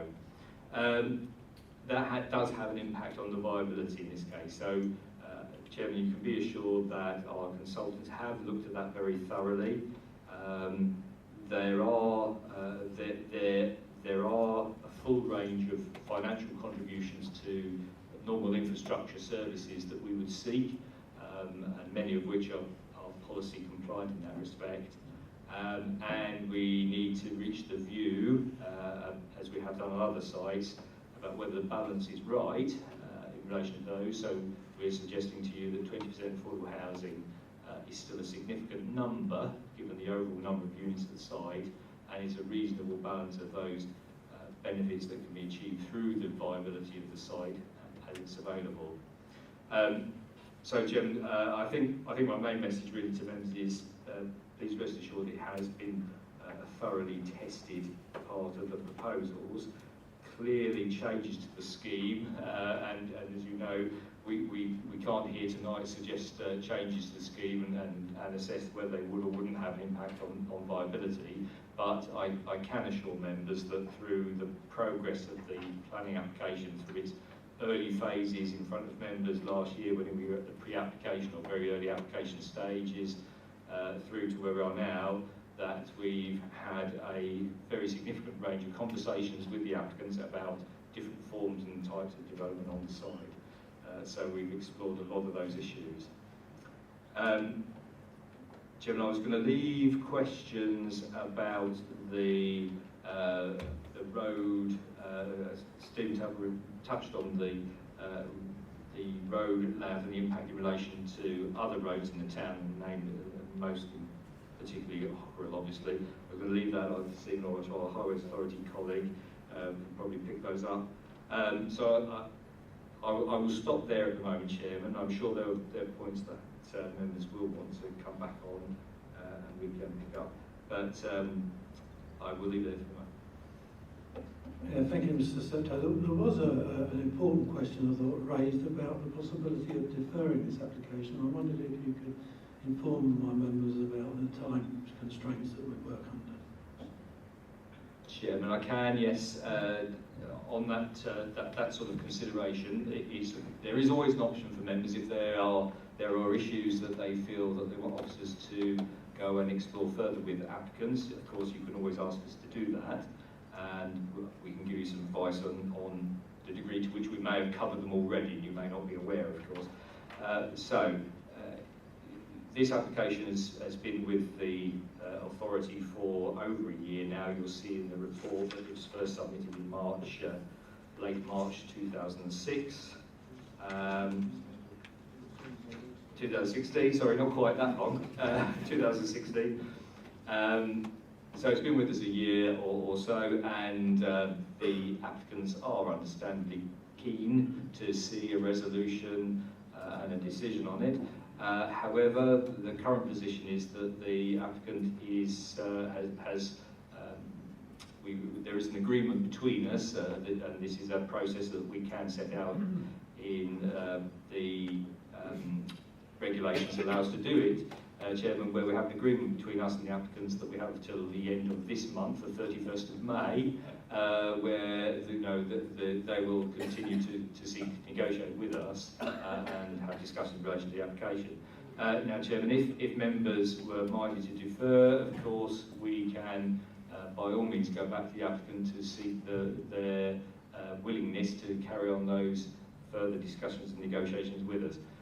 The members will have to bear in mind, of course, and I'm sure members will be fully aware, that ultimately applicants have a right of appeal against both our decision, but both the lack of a decision at some stage, and of course that kicks in after that deadline of 31st of May. Well, thank you, Mr. Steptoe, for clarifying that position. Councillor Andrews. Thank you, Chairman. Just a slight aside, I was reading with interest around the question of fire hydrants, and it did occur to me that given that we're approaching the end of the first quarter of the 21st century, and we're talking about here a major development in the centre of the town, which is high-rise, not hugely high-rise, but will be many stories, whether or not it wouldn't be appropriate in terms of fire prevention to actually have domestic sprinklers. I think that is a question I have to pass to a technical minded person, so I don't know whether Mr. Steptoe could come back on that one. Yes, Chairman. I think I'm not sure I can answer that one specifically either, Chairman, but what I can say is that, of course, any development of this nature would be subject to the appropriate building regulations and requirements. So, in relation to the requirements that they set out, they would need to meet those, and they cover obviously a full range of fire safety requirements. Thank you, Mr. Steptoe. There was also a question or questions surrounding the proposed north-south road and perhaps the offer of technical advice from the traffic consultant. But it does appear that there is somewhat of a conflict between the decision or the opinion of the framework document and the traffic engineers. Can I just pick up on that first point, Chairman? The framework talks about the benefits of having a north-south link road, but it does say very clearly that it would be either a sustainable link or an all-traffic through road, subject to the modelling that we've been carrying out. So, no argument about the benefit one way or another of having a link road.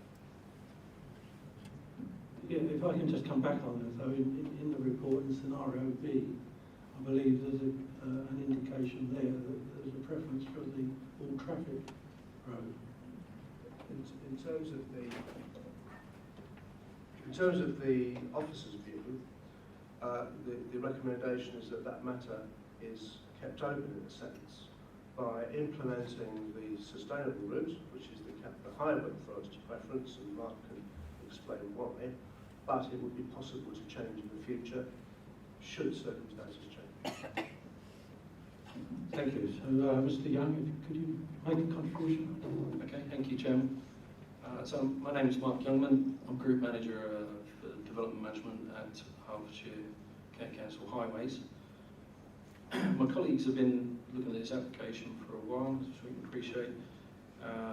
There was a supplementary report attached, the essential reference paper D, which is the highway response, and I'd just like to reassure you really that my colleagues have undertook comprehensive reviews of all the documents submitted by the developer. We've looked at all the transport assessments that have been submitted over the last couple of years by Mayor Brown. And the Highway Authority is content with the trip rates that have been presented. So that's the amount of traffic that's going to be generated by this, particularly the residential development. We do not feel that the effects on the highway network in Bishop Stortford would be severe.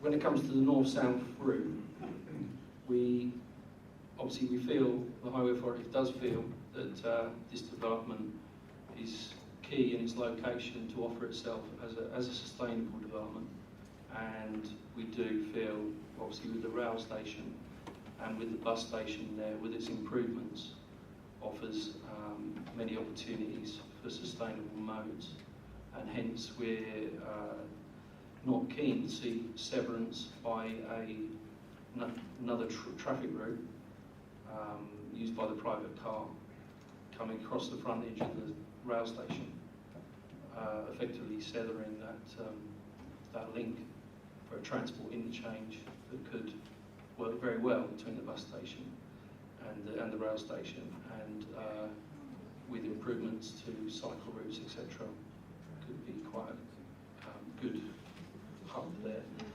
Within the report, we do look at the figures, the traffic generation, and like I said, I think we have more concerns, not so much about the parking that's required for the residential, more for the parking that's extra to that, provided for replacement for what's there, plus the rail station, future demand. If I take you to the layout obviously the connection at the southern end on London Road does offer opportunities, but really it's because of the northerly connection where it comes out of the north. A lot of that traffic, we've run various models over the years, and a lot of that modelling, I'm sure you can appreciate, if the modelling shoe that this north-south route as a private car route resolved the problems at the Hockrell junction, obviously we would take that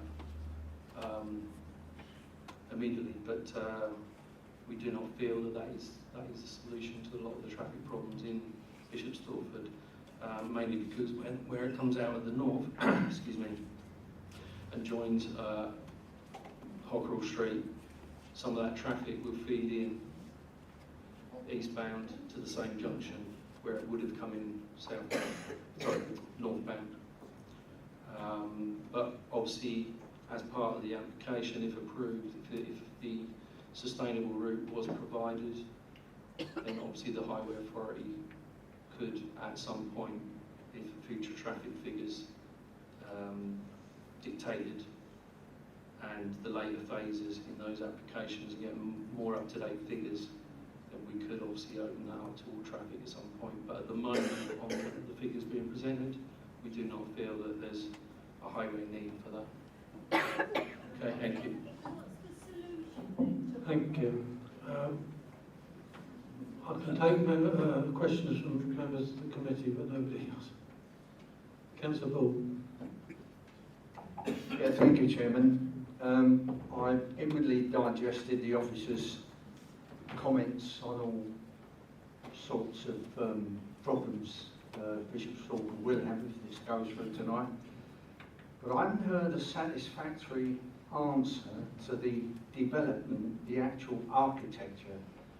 Now, I run literally hundreds of patients into Addenbrooke's. It's already been mentioned this evening. And I've yet to run one patient into that hospital that gives compliment to those flat roof buildings as you're going down Addenbrooke's Road. And they're going to get the same right in the centre of Bishop Stortford, which is the main part of the town. And I haven't had a satisfactory answer from the officers as to what they're going to do about that. It don't go down very well in Bishop Stortford. Thank you.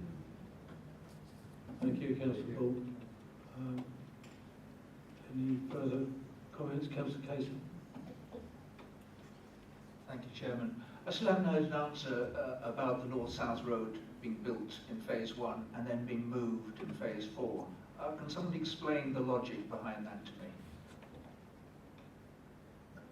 Well, I'll pass that to officers. I'm not quite clear on the degree of movement you're talking about, but I'll pass over to Mr. Youngman again. Yes, thank you. Not wanting to put words in the developer's mouth, but I think it's to do with the release of land. So, obviously, to save money, it would be built in one location that could stay forever. But I'm told that it was to do with when the land is available. Okay. Yeah, thank you for that comment, Mr. Steptoe. I don't know. It might just just really to add to that. It's the availability of the land at the southern part of the site, Phase 4, and I think again in the report it's made clear that the land becomes released at a later stage in the development from once network rails operational requirements have changed. So provision is made, as we've heard, as part of Phase 1, and when the full extent of land availability comes on later, at a later point, it can be relocated. But our advice, of course, to you is the important element is that actual provision is made on the site as part of the early part of the development. Councillor Bowden. Thank you, Chairman. Much reference has been made to this road, and I'm just slightly puzzled as to the practicality of restricting a road to certain sorts of traffic. Having been involved some years ago in lengthy discussions to try and ameliorate a problem by restricting a road by means such as a gate, and the word gate has been used, I just wonder how, should this go ahead, how this could satisfactorily work. Mr. Youngman, would you like to comment on that? Yeah, at this stage, the level of detail of this application doesn't go into the exact design of the bus gate, and that's yet to be determined with the developers. We'll work at the technical submission stage to agree the method of control on that. There are several different methods. We can use traffic regulation orders to, so like with a right turn ban, for example, where you'd end up with a circular sign that would act upon people's compliance with those signs, and then we could have enforcement to deal with that. If that doesn't work as a first stage, then we have other bus gates in the county where you have the option of using ANPR cameras, where it's pretty much automated. People, get a bill in the post, fairly sharpish if they go against the cameras. The other option is rising bollards. You may have seen them in other counties and in other towns, and they can be installed. The problem is we have to be quite clear on the users of the lane, who needs access, emergency vehicles, all the buses, etc., because each of those vehicles would need a transponder to activate those rising bollards. Okay, thank you. Thank you. Councillor Andrews. Yeah, I just wonder if I could have a brief comment from officers. Firstly, thank you for the rising bollards. Perhaps you could tell us when the one that's been in wear for 10 years is going to work. It's been down for 10 years. 9.3.9, now I alluded to this very briefly earlier, but going back to this question of phases 2, 3 and potentially 4 being a sinecure for anything that we may agree tonight, forgive my cynicism when I see that there's a paragraph there devoted to the fact that the plans for the hotel have been much improved. It's now been reconfigured to bring the entrance and signing onto the concourse, and the external cladding was changed from predominantly grey to white. That is a significant improvement apparently. So what significant improvements do officers think we're going to make to the process as we go forward into phases 2, 3 and 4? Because to be brutally frank, I'm not convinced at the moment that that is really viable, and for a number of reasons which I won't dwell on now. Councillor Brunton. Thank you, Chair. I think it would be beneficial for everybody in the room if the officers really clarified the position with regards to deferment. If we're all in agreement that the actual design is not acceptable, then if we defer upon those grounds, what sort of pressure can the applicant bring to bear on the actual planning inspector with regards to implementing the design that he has on the table at present? Well, thank you for that question. I'd like to piggyback that question somewhat and ask for it to be spelled out. If we were to defer, would we lose all control should an appeal be made for non-deferment? Chairman, yes, coming back on that point really, and just picking up on the design issues, design appearance issues that a number of members have raised. You recall that we had the scenario when the application first came into us, and it's been in this form for a good period of time, that the full details of phases 1, 2 and 3 were set out for us. So we had by far the majority, if you like, of the site in terms of its design. Now that we engaged external consultants to give us advice on this very matter, because we are fully aware of the sensitivity of the location, the importance of the location in the centre of the town. That process of dialogue between us consultants and applicants resulted in the position that we've reached, in that the feedback we were giving to the applicant at that stage is that the continuation of the design across the the full 3 phases of the development was inappropriate and unacceptable because of the uniformity of it. So the uniformity of that design across the three phases wasn't something we found was acceptable. So the amendment has come forward that, if you like, has taken away that detail for phases 2 and 3, and we now have an expressed willingness, and you heard the applicant refer to it, and it's referred to in the report, and there's expressed willingness on behalf of the applicant to work in a collaborative way with the authority to seek to establish what are those important elements that we feel the southern, probably sort of 2/3, 3/4-ish of the site should seek to display as it moves away from the urban centre of the town, railway station, and its links to South Street obviously being very much a part of the urban centre of the town, as it moves away to a more of a peripheral area from the town centre towards the southern part of the site. Now, the reason why I referred to that, Chairman, because I think it is important in reaching this view that you've asked me about.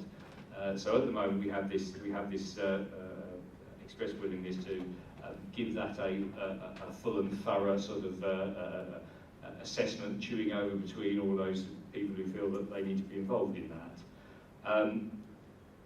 The view that our advisors took, the changes that have also been made to the design of the elements that we do still have in detail, so hotel, car park, blocks, S1, S2, were improved over how they first arrived with us, and that's about the orientation of the buildings, which of the elevations are those available to view, how much of the extent the elevations are available to view, external materials and so on. So we did feel that there had been improvements, and that yes, we've always acknowledged that we're looking at a high density form of development in a location where there is a clear aspiration. We've had a clear aspiration to seek to replicate the considerable demand for commuter parking in that area and generate a range of viable uses. So what I would say to members is we are always going to have to make a decision about a difficult balance between buildings which are assigned to car parking, which achieve significant numbers of car parking in its location, and to achieve those buildings are going to be big. So I hear what members say about the beauty of such buildings, and we've all seen examples, haven't we, across the country and elsewhere, where we'll take a view on quite how much they're appealing, but we tried very much to balance this up against this very significant known and articulated by very many members of the public who responded demand for parking, not only in the station but elsewhere across the town centre of Bishop Stortford. So you've heard me talk about the delivery of housing already, so I think coming back to the question now, Chairman, what we're doing is we're asking you to reach a view on the risks about continued engagement and dialogue with landowner here who controls this site over the rest of the 3 phases, the majority of the site in terms of site area yet to come forward, balanced up against the certainty we do have with the background that the council has been unable to demonstrate housing delivery across a range of other sites, and this articulated view that whatever we do with this site, we're probably going to end up with a pretty big building for car parking. So whether it's on this phase or it's on another phase, it seems, given the aspirations have been expressed, it seems unlikely that we're going to get a different solution, albeit, I do acknowledge, I do hear about those aspirations to underground parking, but I just can qualify that with the viability assessment. So, Chairman, the crunch really is, the crunch that you've asked me to hopefully clarify is that, I do not know if members say that they feel there's issues here that they would like us to go away and talk to the applicants about, I do not know yet, depending on what issues members tell me they are, I do not know yet whether the applicant will say, well, okay, yeah, we're willing to do that, we will sit down and have those conversations, and we won't seek another decision maker on this occasion. And what I mean by that, of course, is that their ability to appeal to the planning inspectorate. What they have said to us, they've obviously made clear that it's their preferred option, is that we give some certainty by an endorsement of the details at this stage, with that express willingness, as I say, to engage with us further in phases 2, 3 and 4, so that we can explore a range of different types of housing and other typology and design that might come forward. So really, Chairman, the crunch is the applicants do have ability to appeal against the lack of decision after the 31st of May. Right, thank you. So I think that the last few words there did clear that up. You mentioned that you mentioned our understanding of the applicant's perhaps reacting to shortcomings, perhaps, or that we might have identified. But I don't altogether know that we're here to approve that strategy. We're here to approve an application which is before us tonight. And I think that what we should be focusing in on is this application policy compliant? Well, it certainly is in terms of a brownfield site and the provision, the appropriateness of high quality, high density development. But then there are a range of issues which could be put up against that conclusion. We've heard very little tonight of the neighbourhood plan, which I believe carries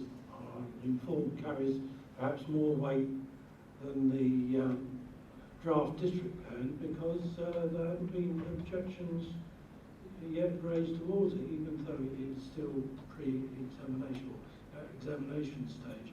So I think that the balance that this committee has to achieve is whether more harm than good will arise from this application. And I'm also interested in the various reports that have come forward, such as the Bishop Stortford Town Centre framework, and how they have been used to inform or to be accommodated within this plan, because we have some very ambitious plans for this town. We have some very expensive studies. I just wonder how officers have brought all this together in putting this into context for the whole application. Chairman, I think you've pretty much, the first part of what you're saying there, I think you've really much cuts to what members are very much part of this committee's decision-making process. It is a question of policy compliance, and I think you're quite right that you will very rarely, if ever, find in front of you a proposal that complies with all of your policies and all of the relevant policies of other organisations and national policies as well. And that's always going to be the case, of course, because you have the developments that come here are those which are the most complex and which cover a whole range of issues. So yes, you're entirely right. You have to make a balanced decision, taking into account all of the policy context, and this sits comfortably with some and less comfortably with others. And you referred to a number of those. It sits comfortably in terms of housing delivery, reuse of brownfield land. good density of development in a very sustainable location. It's right on top of transport routes in terms of sustainability in East Hert's terms, being a mixed market town and rural area. You know, you're probably not going to find anything better. So, you know, hits a lot of those issues, and then balance against that, of course, concerns around the design and the scale of the developments going forward, and its compatibility with that whole range of policy frameworks. So, how have we taken those into account? You're right, of course, in that the neighbourhood plan, South Bishop Stortford and other areas of Bishop Stortford neighbourhood plans coming forward, not yet been through the process to bring it to a fully completed neighbourhood plan that starts to attract some weight, and the same qualifications apply set out in PPF again about the stage of the process, unresolved objections, etc. The policies we've heard them referred to, GY1, GY2, I think 3 and 4, and 5, cycle the car, cycle parking, vehicle connections to the town is 4, 3 is about the transport interchange, and 2 and 1 about uses and public realm on site.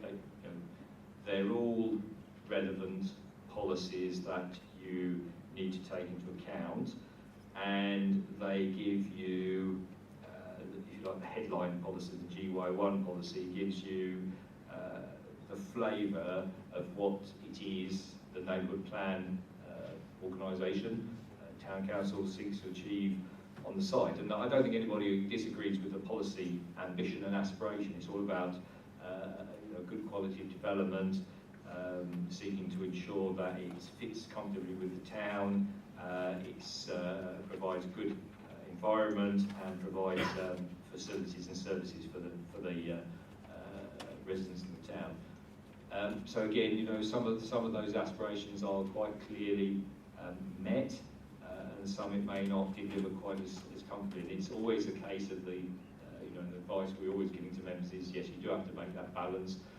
Overall, does the benefit outweigh the harm? With the slight qualification, and I know I'm often repeating it for you, slight qualification that the NPPF sets that test quite high for you. It's saying the harm is significant and demonstrable. So it's not, my advice to you is it's not quite such a level, your scales are not quite in balance here. It's actually already saying, actually, if there is harm, it's got to be of some significance before you set your face against development proposals. The framework, the emerging framework, of course, has always also played part of the balance, coming through for endorsement by the council, and again sets policy aspirations for the site as one of the key development opportunities in the town, the ability to achieve a whole range of policy aspirations. So hopefully, Chairman, that you can see that they're all reflected in the advice we're giving to members and the decision that we've recommended for members. Well, thank you, Mr. Stoker. I'm not entirely convinced that we've had the full range of merits and demerits, but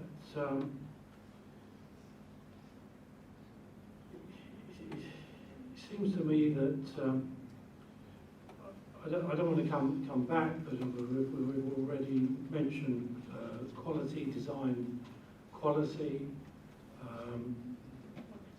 We have, correct me if I'm wrong, but we have a proposal for some of the flats to be have just one aspect and overlooking multi-storey car park. Question I would ask of you is do you think that that design and those living that accommodation, would you be happy to live in one of those properties? Chairman, I didn't, I always feel I've spoken at length, so apologies if I haven't covered, if you feel there's some things that I haven't covered. Hopefully as I say, the details in full are in the report, and I didn't want to unduly labour many points, because I felt I'd spoken for a reasonable length of time about the issues, and I think members have articulated them very well as well.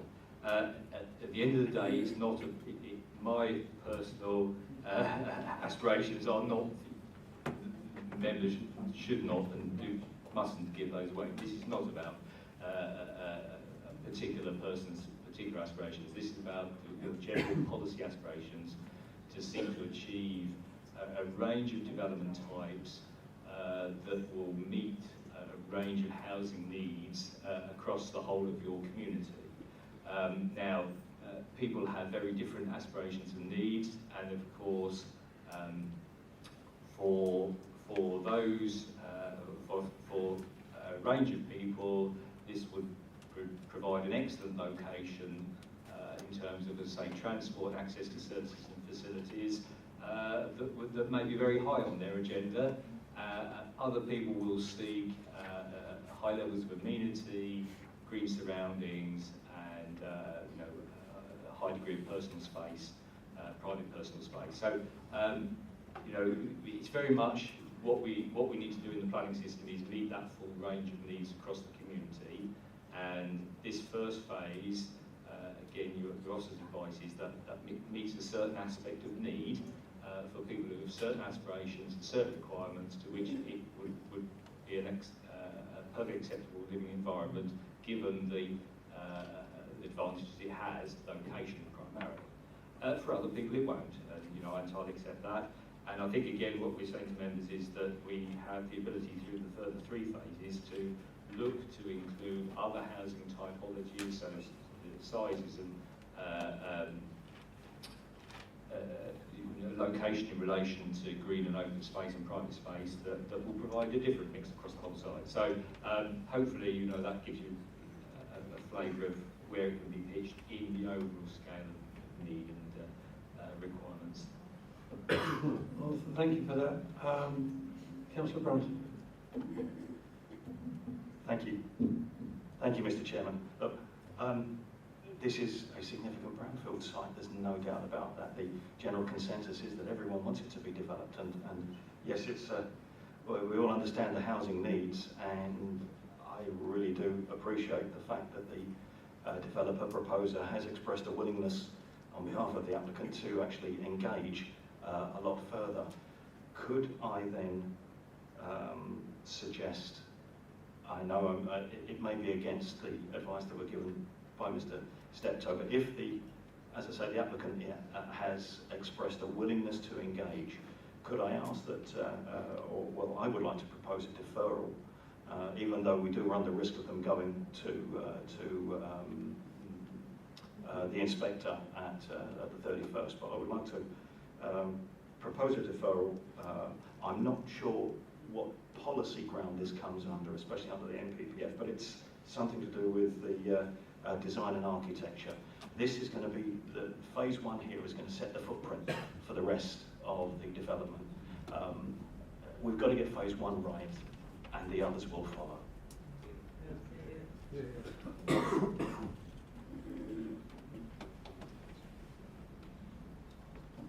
I'm told that proposal has to be seconded to be valid. Councillor Andrew. Thank you, Chairman. As I alluded to when I first spoke, this is absolutely vital. We can't escape the significance and the potential for good and for bad that this exciting opportunity gives us.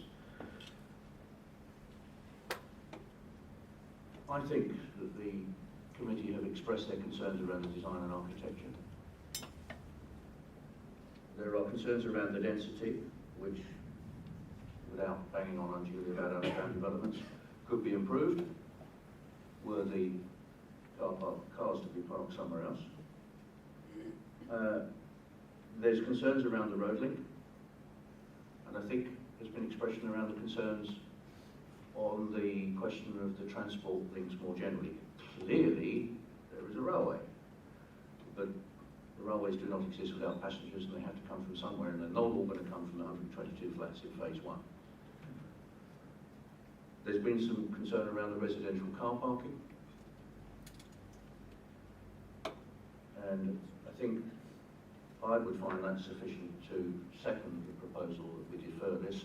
And I welcome that the applicant has been forthcoming, and I'm sure if they continue to be forthcoming and join with us and officers on the conversation, we will get a lot closer together. Yeah, thank you, Councillor Andrews. I would also say that members around the table have expressed concerns about archaeology and the lost opportunity for archaeological involvement there, and there's also been concerns about loss of habitat. So I think could also be, I would suggest, could be added to your list. Councillor Casey.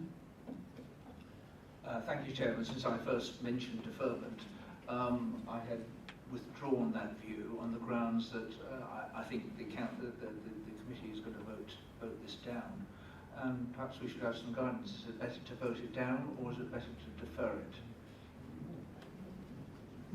it? Well, where do you want the guidance to come from?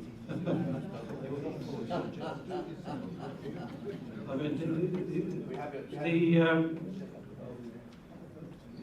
what we've got to come to a view on is really, do we want to put the council at risk of losing control by the developer appealing non-determination within the few days left to May the 31st? You're saying the best option? No, I'm not saying what I'm saying is you've got one option is you surrender control, and the other one is that you make a decision and face the consequences. I mean, in my opinion, they're the two options, but I'll hand over to Mr. Steptoe. Legal Services Manager wants to intervene. Yes, can I just clarify that obviously it's a decision to members as to the decision-making process that they go down to tonight. Deferral is an option, but obviously you need to balance that alongside the risk that the developer might not agree to extend the time further. And I think that you really need to be clear on the basis of the reasoning if you do decide to defer, because the number of reasons why, so if you give a number of factors, the more risk you may have with the developer not agreeing to extend your time. I can't put words in the developer's mouth, but I think you need to be very specific on what ground you will be deferring on in order to have the best possible option of potentially agreeing a mutual extension of time. That's all I'd like to add on that point. Mr. Steptoe, do you have something to say? That's very helpful, thank you. Similar point, and I just wanted to make clear, just so as for the avoidance of doubt, when I talked about the applicant's willingness to engage, and they referred to their own when they spoke to begin with, of course that's our conversations with them have been on the basis that there is a phase one has been agreed, so I just wanted members to be clear about that, and I think it was just really to that point's well made. I think if you like, the more points that you're putting in the balance, I think it's less inclination is that people feel that there's too many issues that they need to address. It's going to be a very difficult process. So what I would say to members, as the solicitor said, there is, if you like, really focus on what it is that your main concern. And for example, for the issues around ecology, of course, the trees and the habitat are very much on the later phase, so not part of the impact evaluation of the first phase of development. Councillor Casey. To me, that doesn't help, because the reasons we're going to give for deferring and the reasons for rejecting are the same. So my question is, which is the best course of action for us?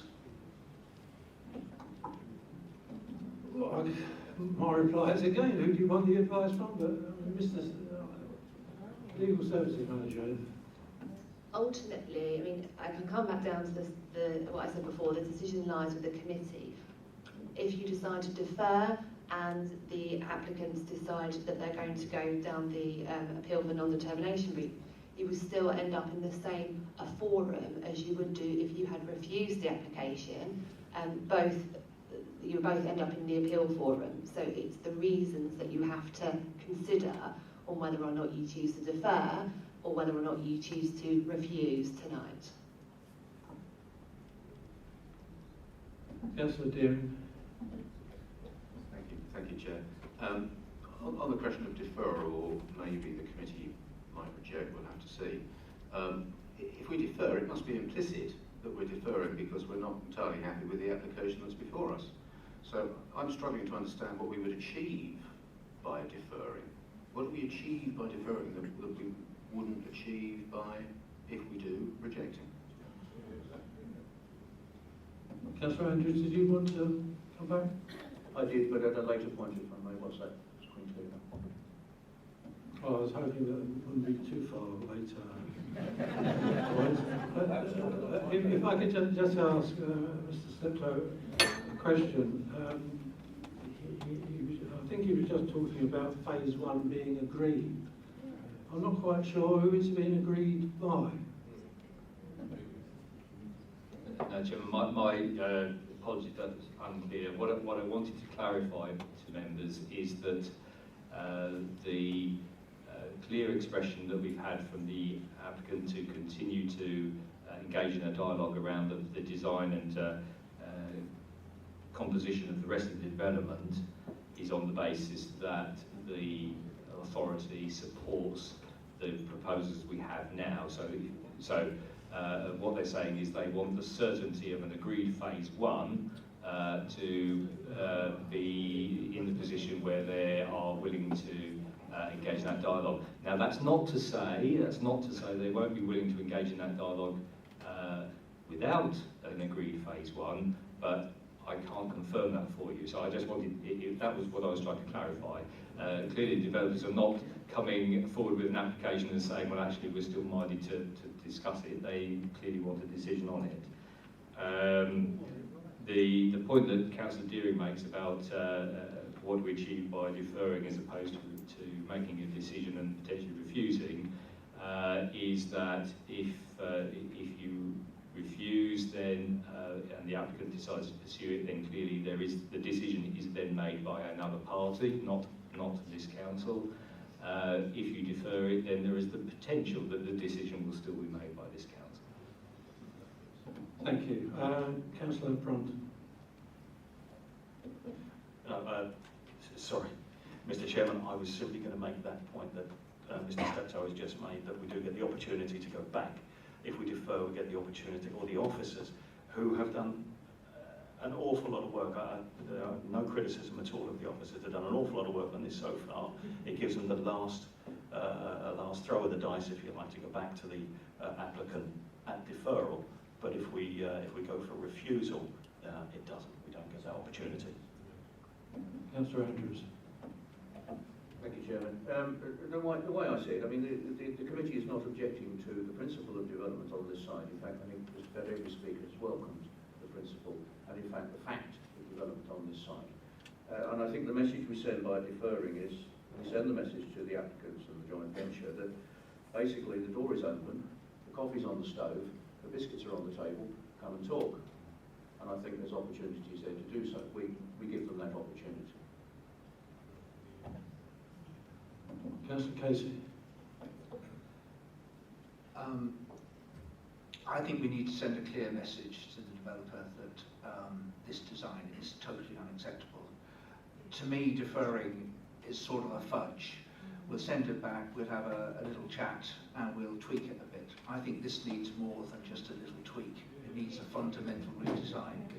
And on that basis, I think we should go for refusal. Thank you. So, are there any further comments? So, we have a proposal on the table to defer, which has been seconded. Can I see all those in favour of that proposal? Any against? So that is lost. So now come to the recommendation on our order papers.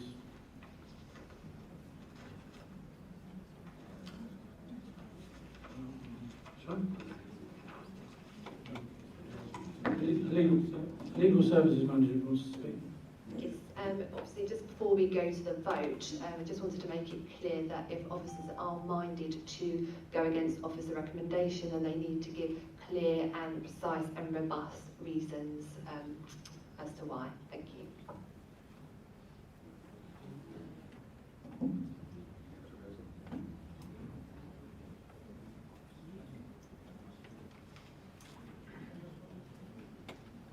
Right, so we have a recommendation on our order paper on page 10 of the agenda.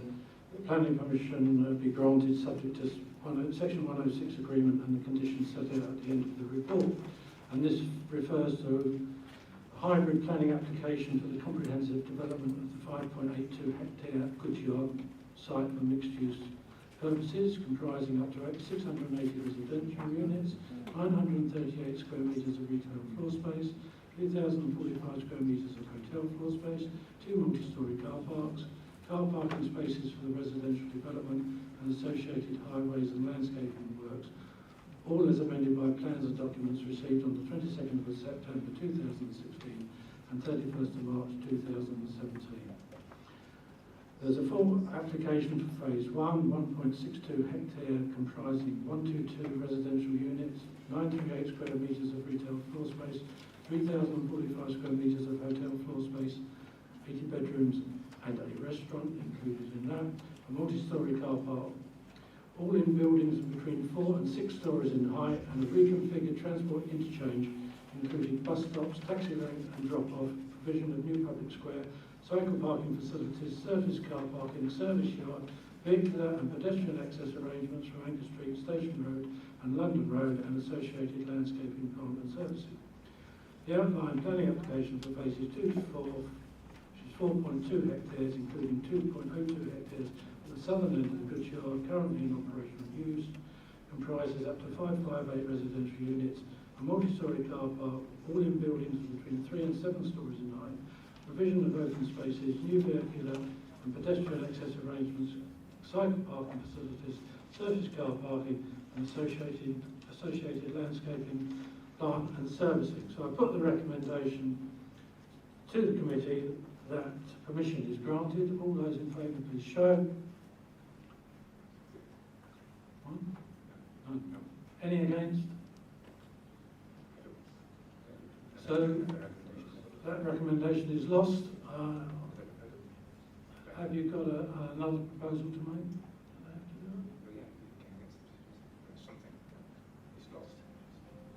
So the recommendation is lost. We'll get some advice from the Chief Planning Officer as to where we go from here. So, Chairman, you've voted not to approve and not to defer, so it must be a refusal. So effectively, we need members' guidance in relation to your reasons for refusal. So we need a proposal with reasons. Councillor Casey. It seems to me we've got many reasons. For me, the preeminent one is an expression Mr. Steptoe used, that the development should sit comfortably in the town of Bishop Stortford, and I think it obviously does not. And that should be the first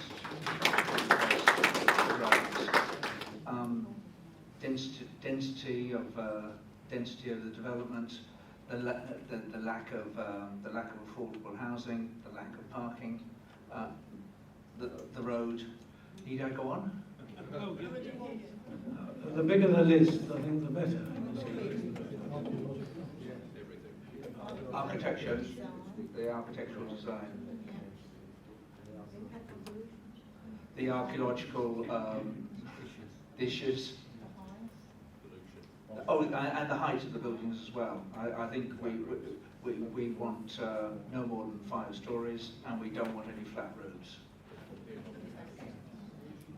Mr. Steptoe. Chairman,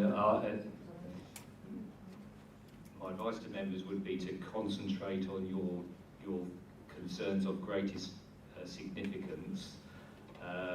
There's a range of issues that were expressed there, and I certainly have some caution in relation to some of those that we haven't particularly explored tonight in relation to, for example, the archaeology question I know was raised, but we haven't really touched on it again. Members, my perception of what I've heard from the debate is that it is the design, appearance and architecture that seem to be the concerns of greatest significance for members. And my advice to you certainly is that you seek to concentrate your position in relation to a substantive reason.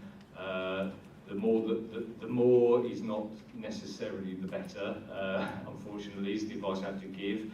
And please be cautious in relation to the reasonableness of the authority. We do need to take a considered and reasonable approach to a decision, much as we may be in a position where we're not in agreement.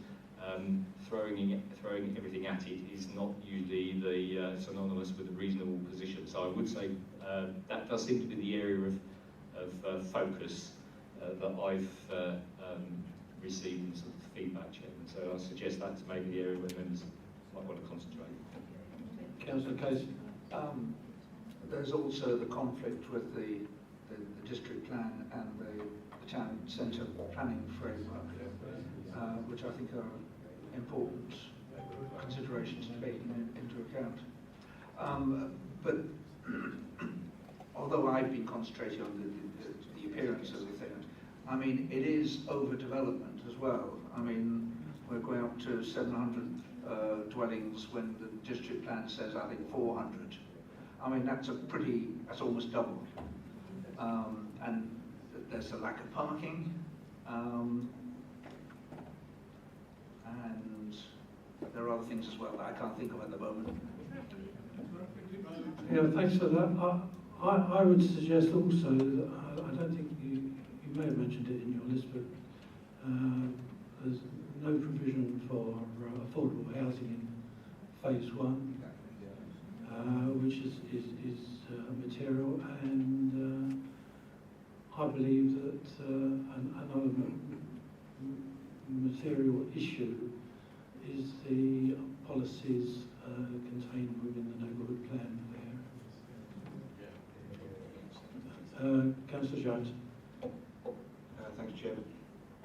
It might be wise to include policies in the emerging district plan. It's contrary to Bish 1 and Bish 7.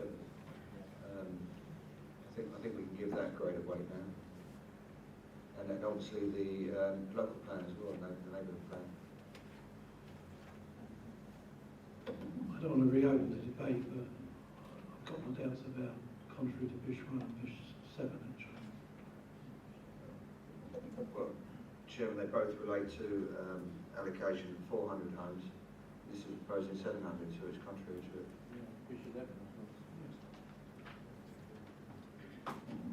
I think the more potent homes numbers appears in the neighbourhood plan rather than the draft district plan. But now I need a seconder for the proposal. Yeah, Councillor Deering. So just to say, I second the proposal, Chair. Thank you. So I think we've. Mr. Steptoe would like to address this. So, Chair, sorry, I do feel I need to caution members that the advice I feel I do have to give is I would ask you to be clear and concentrate on what were your main fundamental issues, and I've got back a list of a whole range of issues. I think that is going to put you in a position where if you do feel that you want to resist the proposal we currently have, it's not necessarily the most helpful position for you. I think members articulated a range of concerns in relation to design and the architecture and the appearance, and very, very quickly thinking in relation to that, we can suggest a reason for refusal relates to that, and I can give you some actual words that we crafted very quickly, so apologies for this in terms of the language, but The design and architecture of phase 1 of the proposed development is not of a high quality anticipated by the NPPF development plan.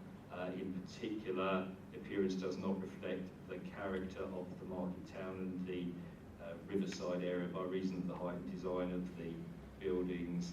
It fails to create a suitably attractive gateway to the town, and therefore contrary to, and we refer there to policies. So just in terms of that very brief thinking we've had, we sort of crafted those sort of words for you, Chairman. Members may like to consider whether they feel that encapsulates enough for them. I just would caution against seeking to include what you feel are a wider range of issues that you maybe haven't really tested as thoroughly in your debate tonight. Well, you're the expert, so Councillor Casey. Are you suggesting to us that the, for instance, lack of affordable housing in phase 1 is not a valid reason? I mean, or the 20% versus 40%. Surely that's a valid reason. The lack of parking is a valid reason. Why should we leave those reasons out? I don't understand. So in relation to those, the provision of affordable housing is a policy objective. Your policy is up to, so it's not a policy that's articulated in a way that it must achieve a certain threshold. The policy recognises that most development sites, if not all development sites that come forward, will have a balance of viability issues that mean that we need to take a considered view on the delivery of affordable housing. So my advice to you is that the authority has done that, and a number of sites that have been delivered across the district, and affordable housing provision has ranged from the sites are down in the 10, 15, 20% up to 30%, and we have achieved 40% on some. I would certainly say that the advice is that there are the way the authority has implemented that policy across other sites has been that it has accepted less than its headline aspiration of 40%. Lack of parking, Chairman, again, I know it's referred to now, but all I say to members is that it did not seem to be a very strong point in your debate, Chairman, that the committee had. The debate did not feature that highly, so that's why I feel that to now interject it as reason for refusal maybe seemed to be unreasonable on behalf of the committee. Well, I must say I'm at a loss quite to follow your logic. If this was to go to appeal, would the inspector be looking at the webcast and counting the number of times that we referred to one particular issue or another, or would he be looking at our criticisms of policy compliance overall? An inspector will test it against the relevant policy at the time, Chairman. So he or she, of course, would have the minute of the meeting of the council, but it's the relevant policy at the time and their interpretation of compliance in relation to that would really be their decision-making basis. So the chronology or otherwise of us mentioning certain aspects would not come before the inspector.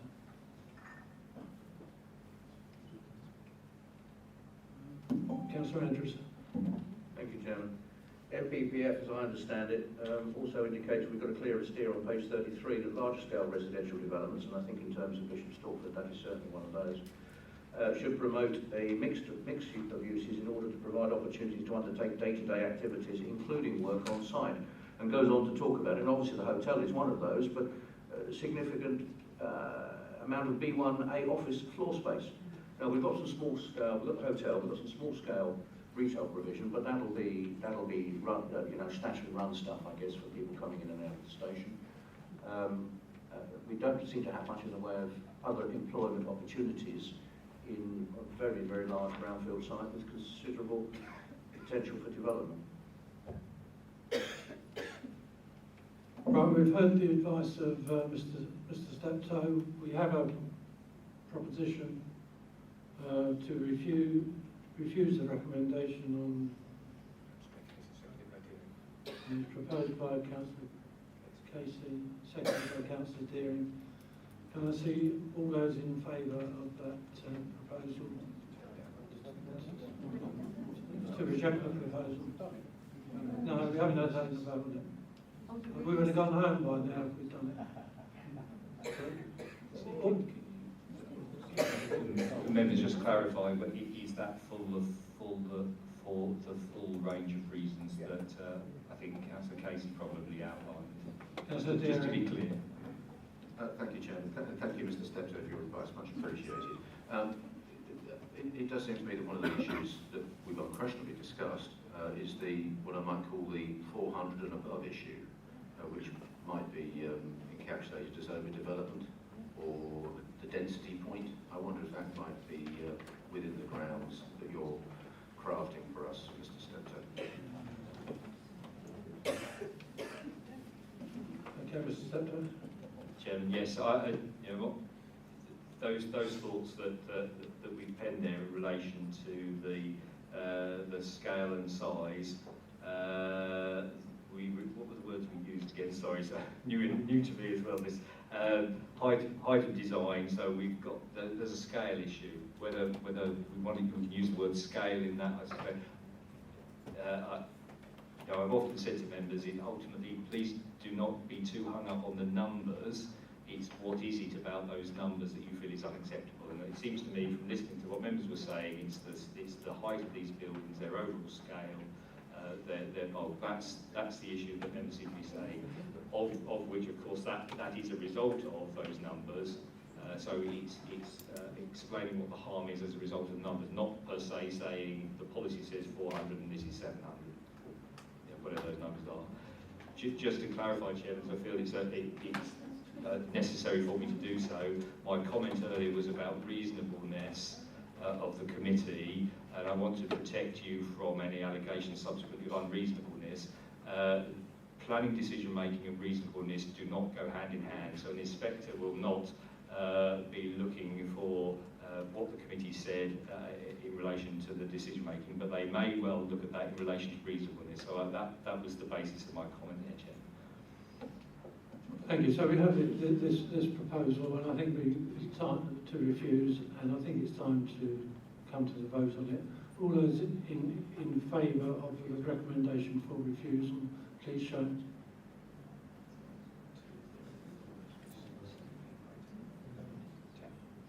Any against? So that is carried. So on application number 3/16/0530/OUT, the decision of the Development Management Committee is to refuse the application. Thank you very much.